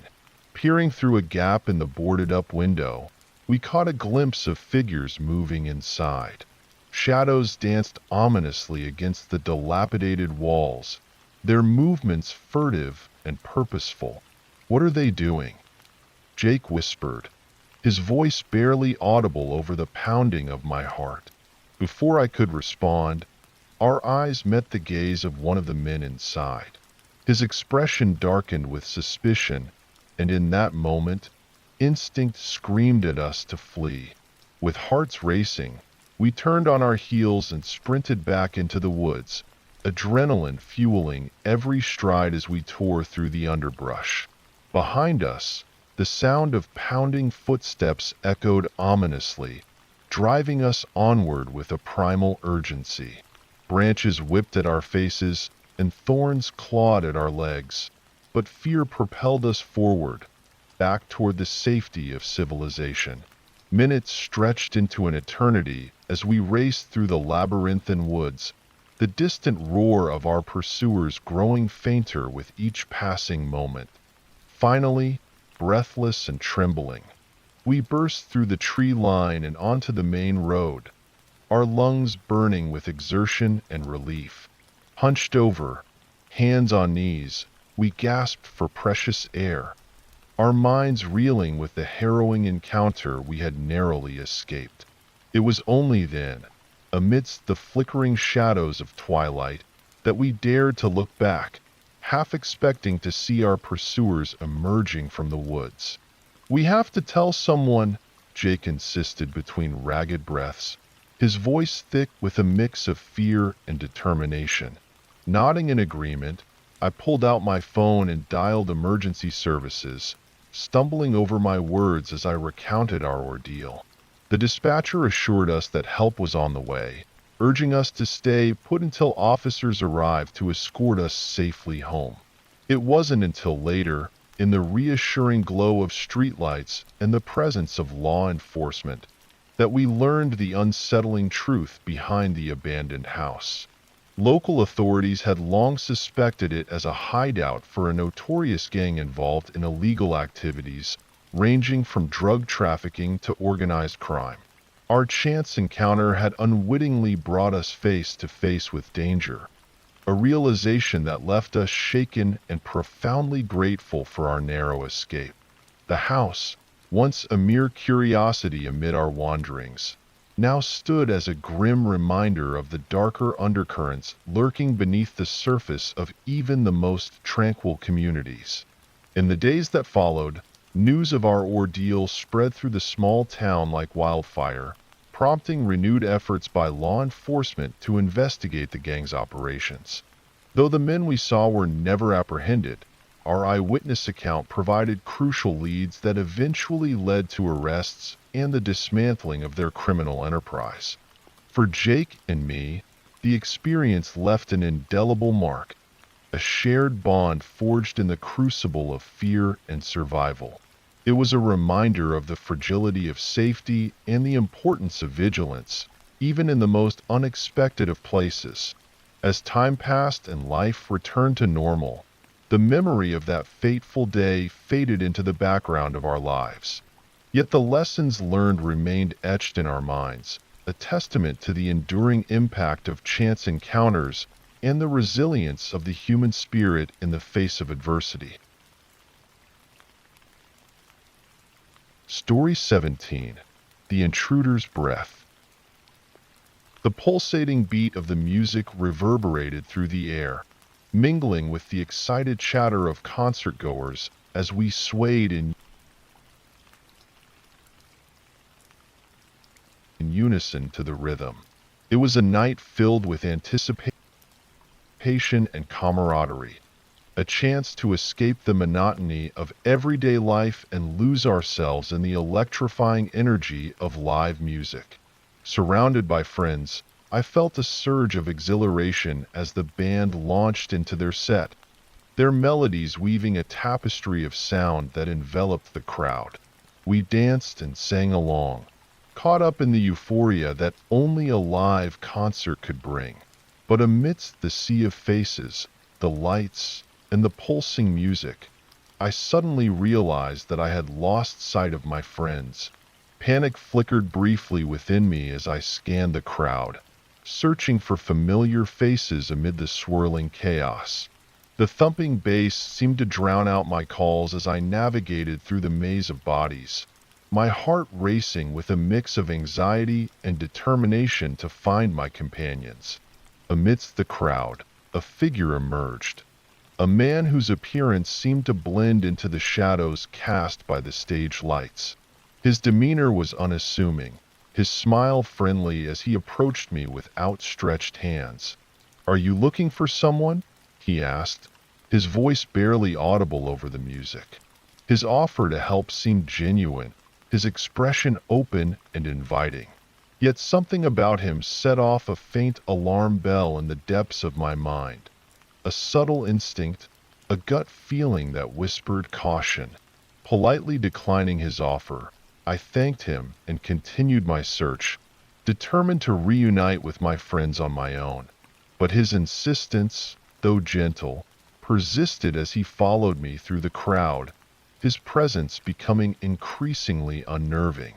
"I can help you find them," he reassured me, his voice taking on a more persuasive tone. The hairs on the back of my neck prickled as I quickened my pace, weaving through the throng of concertgoers with renewed urgency. His persistence only fueled my unease, a growing sense of dread that threatened to overshadow the euphoria of the evening. Finally, just as my anxiety reached its peak, I spotted a familiar face among the crowd, a friend waving frantically from a nearby section of the venue. Relief flooded through me as I hurried toward them, the distant echoes of the man's voice fading into the background as I embraced the safety of familiar company. The rest of the evening passed in a blur of music and laughter. The earlier encounter with the mysterious man momentarily pushed to the recesses of my mind. It wasn't until later that night, as I returned home and settled in front of the television, that the full weight of what had transpired began to sink in. The news report, delivered with solemn urgency, recounted the chilling details of a string of abductions that had occurred at concerts across the city. The screen flickered to life, displaying a photo of a man whose features sent a shiver down my spine, an unsettling resemblance to the stranger who had offered his assistance earlier that evening. According to the report, the suspect had been targeting young women who attended concerts alone or became separated from their friends in the crowd. His modus operandi was chillingly familiar, offering help under the guise of goodwill, only to exploit the vulnerability of his victims for sinister purposes. As I listened to the testimonies of survivors and the desperate pleas for information from law enforcement, a wave of dread washed over me. The realization hit me like a sledgehammer. I had narrowly escaped a potentially dangerous encounter, my intuition serving as a silent guardian against a fate that could have easily befallen me. The gravity of the situation left me shaken to the core, grappling with the unsettling reality of how close I had come to becoming another statistic in the ongoing investigation. The thought of what might have transpired had I accepted the man's offer haunted my thoughts, a stark reminder of the dangers that lurk beneath the surface of seemingly ordinary moments. In the days that followed, I found myself grappling with a newfound awareness of personal safety, reassessing the trust one placed in strangers and the importance of listening to my instincts. The concert, once a source of joy and exhilaration, now carried a shadow of unease, a reminder of the fragility of security and the unpredictability of human nature. Yet amidst the lingering sense of unease, I found solace in the support of friends and loved ones who rallied around me with unwavering compassion. Their reassurance and understanding served as a beacon of light in the aftermath of a harrowing ordeal, reminding me that even in moments of darkness, there is strength to be found in community and resilience. As I reflect on that fateful night, I am grateful for the instincts that guided me to safety and the lessons learned from an experience that forever altered my perception of safety and trust. It serves as a stark reminder of the importance of vigilance and awareness, and the courage to listen to the whispers of intuition that can mean the difference between danger and escape in the face of uncertainty. Story 18: The Shadow in the Woods. The hotel, a towering structure of glass and steel in the heart of the city, was my temporary refuge during a hectic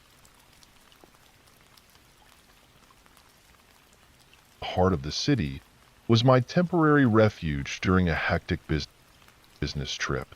Nestled in a bustling downtown district, its lobby exuded modern elegance, promising comfort and convenience after long days of meetings and negotiations. Little did I know that my stay would soon take a chilling turn one fateful night. The day had been exhausting, filled with back-to-back meetings and presentations that stretched well into the evening. By the time I returned to the hotel, fatigue weighed heavily on my shoulders, and all I desired was a quiet night's rest. The hotel, with its plush beds and soundproof rooms, seemed the perfect sanctuary from the cacophony of the city outside.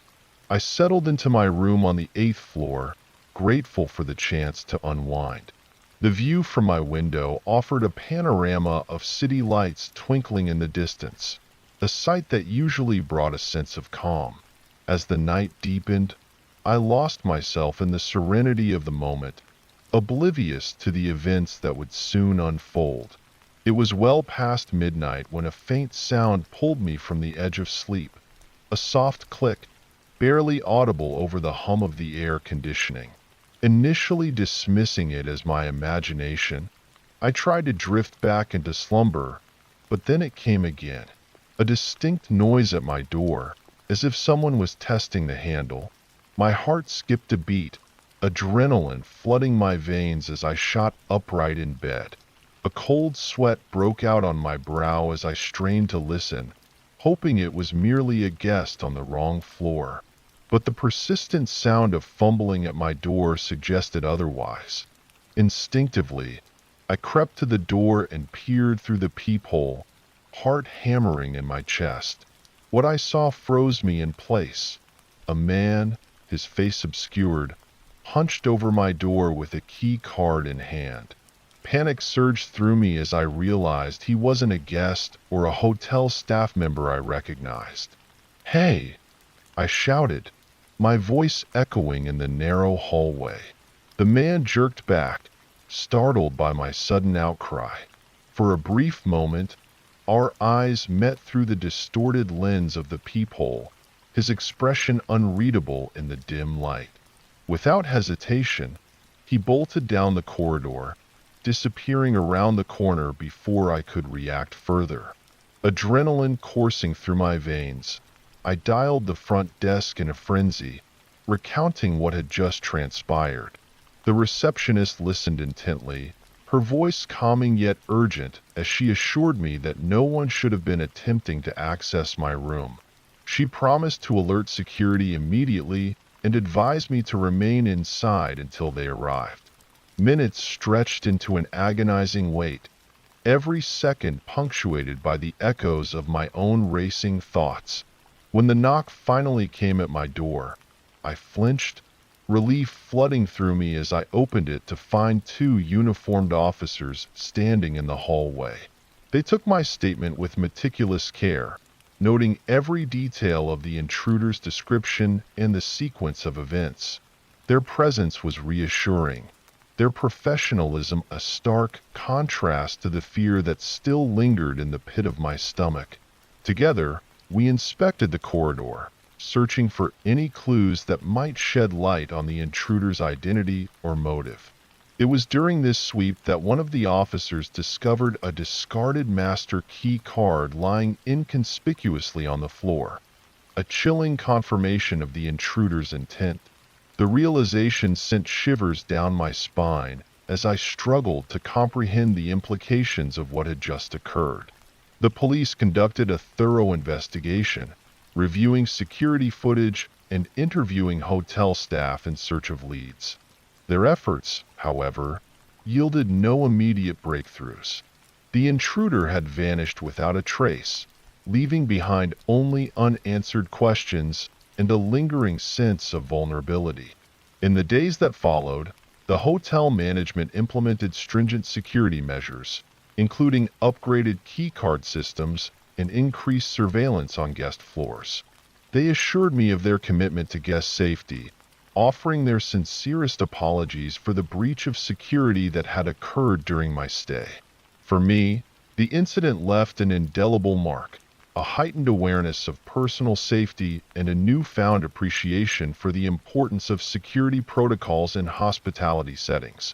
The sanctuary of the hotel, once a symbol of comfort and reliability, now carried with it a sobering reminder of the dangers that could lurk behind even the most secure facades. As I resumed my business activities, the memory of that night remained a vivid reminder of the fragility of security and the unpredictability of life on the road. It prompted me to take extra precautions during future travels, from double-checking hotel security measures to maintaining constant vigilance in unfamiliar surroundings. The experience, though unsettling, served as a valuable lesson in resilience and preparedness, a testament to the resilience of the human spirit in the face of adversity. It reinforced my belief in the importance of trusting one's instincts and taking proactive steps to ensure personal safety, no matter where life's journey may lead. Story 19. The man in the rearview mirror. The crisp air of the mountains greeted me as I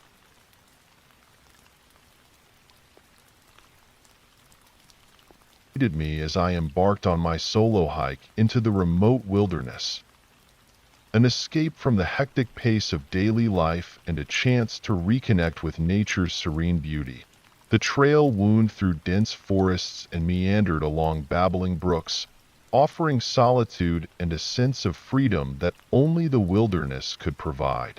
As I tread deeper into the heart of the mountains, the scenery became more breathtaking with every step.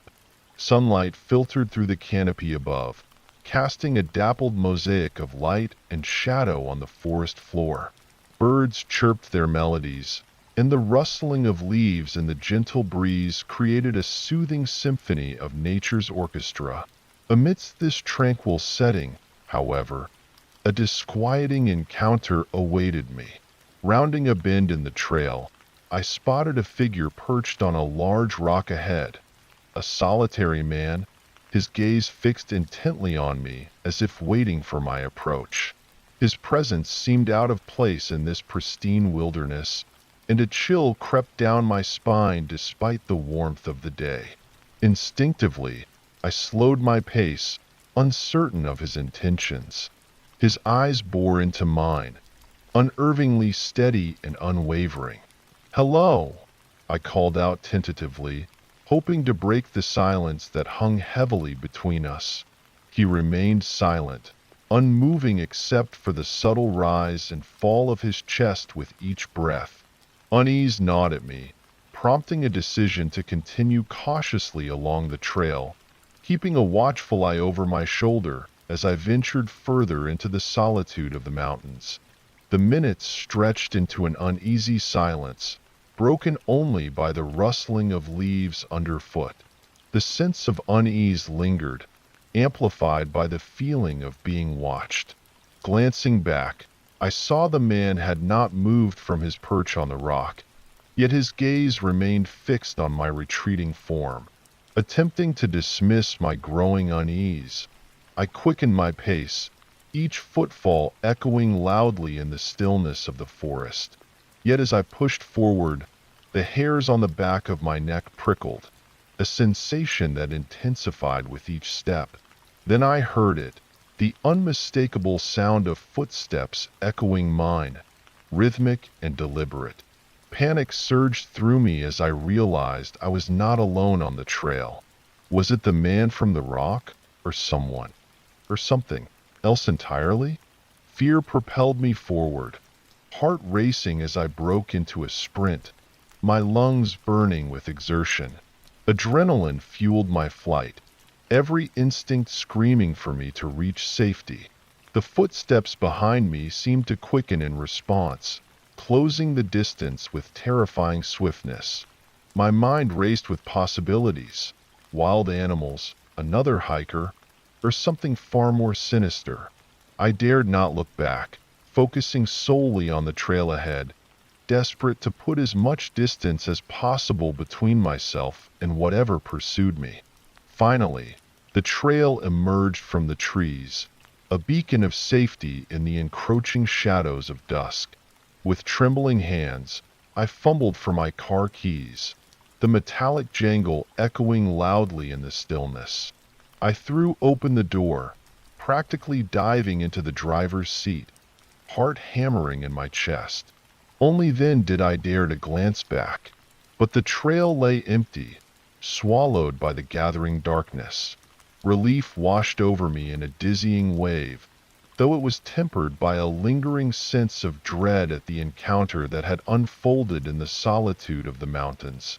I never hiked alone again after that day, haunted by the memory of the man on the rock and the footsteps that had pursued me through the wilderness.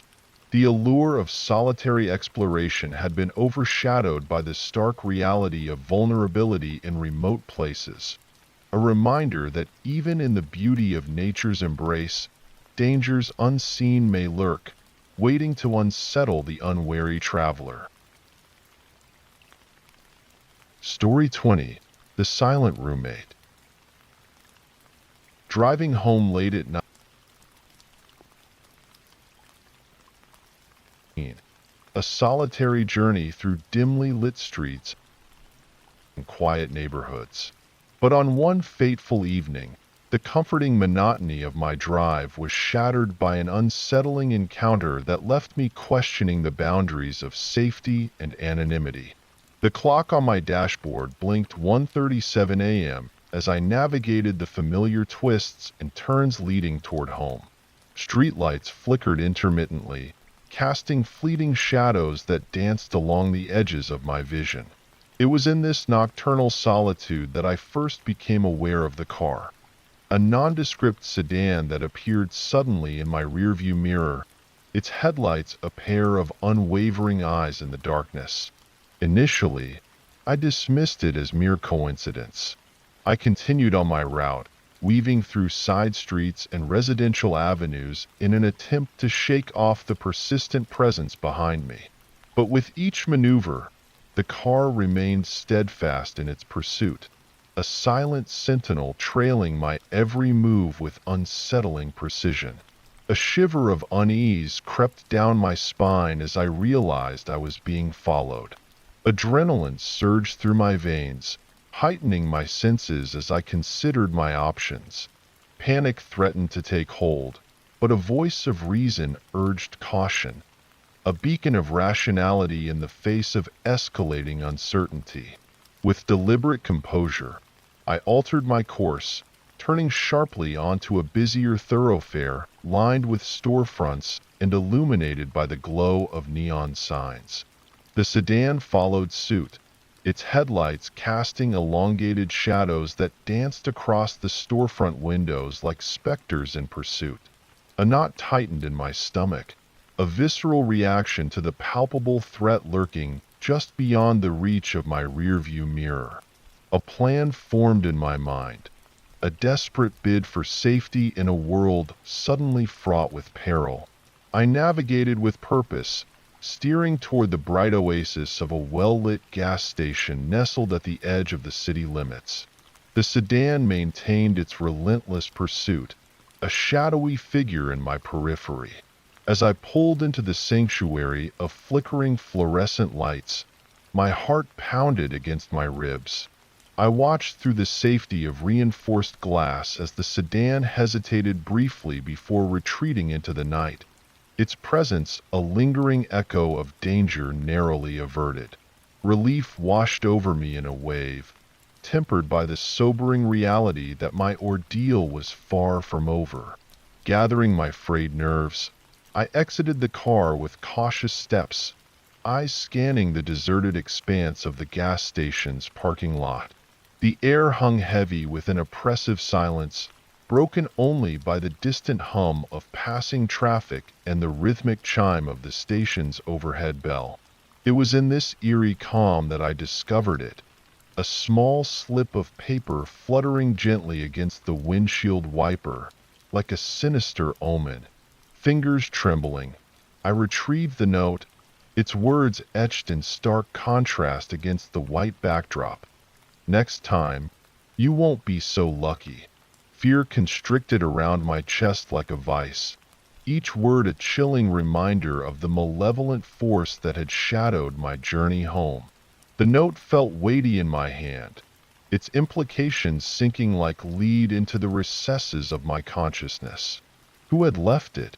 What did they want from me? The questions echoed unanswered in the cavernous depths of my mind. With trembling hands, I pocketed the note and sought refuge within the sanctuary of my home, a fortress of solitude now tainted by the specter of an unseen menace. Sleep eluded me that night, the hours passing restlessly as I vigilantly peered through curtains drawn tight against the darkness outside. Every creak of settling wood and whisper of wind carried the phantom echo of impending danger. Morning dawned reluctantly, casting feeble light across the landscape of my unease. I reported the incident to local law enforcement, a faceless voice on the other end of a telephone line offering reassurances and promises of diligence in their investigation. Patrols would be increased, they said, and my safety would be a priority.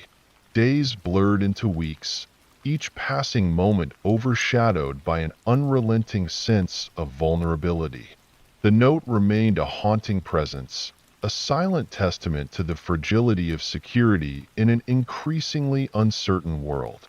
Surveillance cameras were installed, doors secured with newfound vigilance, a fortress fortified against an invisible adversary. But despite the efforts of law enforcement, the identity of my tormentor remained elusive, a shadowy figure lurking beyond the reach of justice's grasp. The note became a symbol of my unease, tucked away in a drawer yet never far from my thoughts, a reminder that safety was a facade easily shattered by the malevolent intentions of others. Life resumed its course, albeit with a newfound wariness that colored every interaction and excursion. The streets, once traversed with carefree abandon, now bore the weight of suspicion. Each passing car was a potential threat, every anonymous face a mask concealing hidden motives. Time, that relentless arbiter of healing, eventually dulled the sharp edges of fear. The note faded into memory, a cautionary tale whispered in hushed tones during late-night conversations with friends, a reminder of the fragile boundary between safety and peril. Yet beneath the veneer of normalcy, a core of unease lingered, a gnawing uncertainty that refused to be assuaged. The note had left an indelible mark, a scar across the tapestry of my existence, a testament to the enduring legacy of a nightmarish encounter that had forever altered the landscape of my perception. And as I navigated the winding roads of life, I carried with me the knowledge that some mysteries are destined to remain unsolved, that the shadowy figure who had once pursued me through the darkness would forever remain a specter haunting the periphery of my consciousness, a reminder of the tenuous balance between safety and the unknown. Story 21: The Unwanted Guest. The cabin, nestled deep in the heart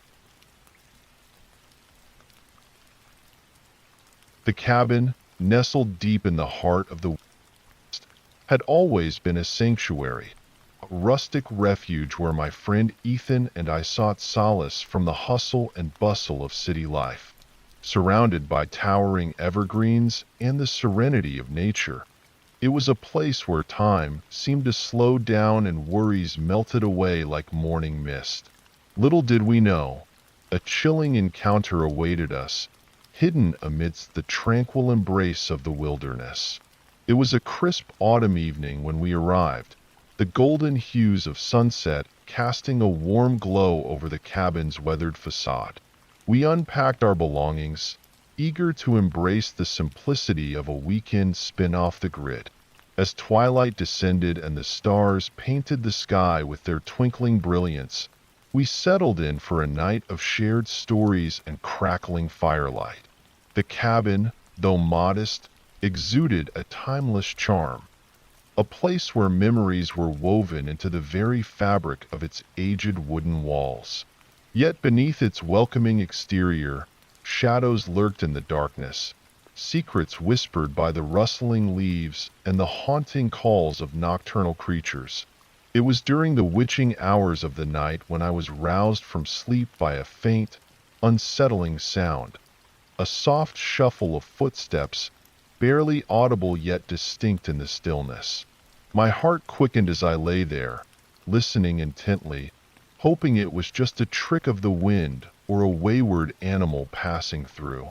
But the footsteps persisted, a rhythmic cadence that seemed to draw nearer, echoing through the silence like a portent of impending unease. With a mixture of trepidation and curiosity, I rose from my bed, careful not to disturb Ethan, who slept peacefully in the adjacent room. The floorboards creaked beneath my bare feet as I tiptoed toward the window, drawn by an inexplicable pull to confront the source of my growing apprehension. Peering through the frosted glass, I scanned the moonlit clearing that stretched beyond the cabin's porch.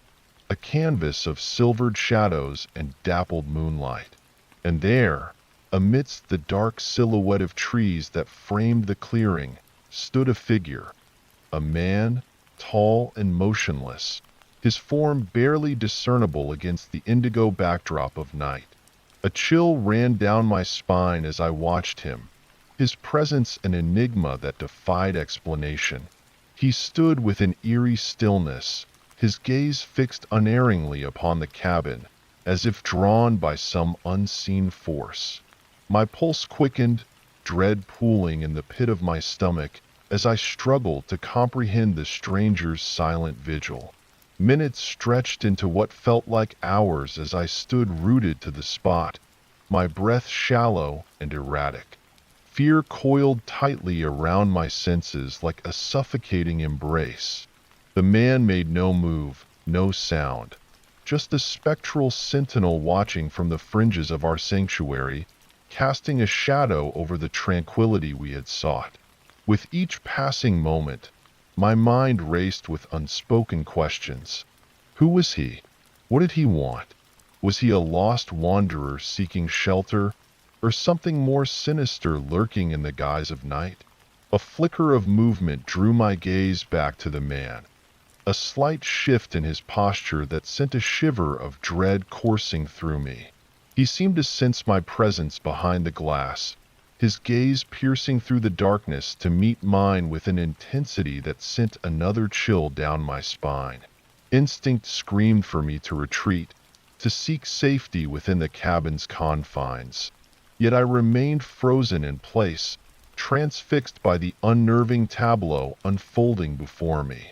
The night pressed in around us, its silence broken only by the distant murmur of nocturnal creatures and the steady rhythm of my own racing heartbeat.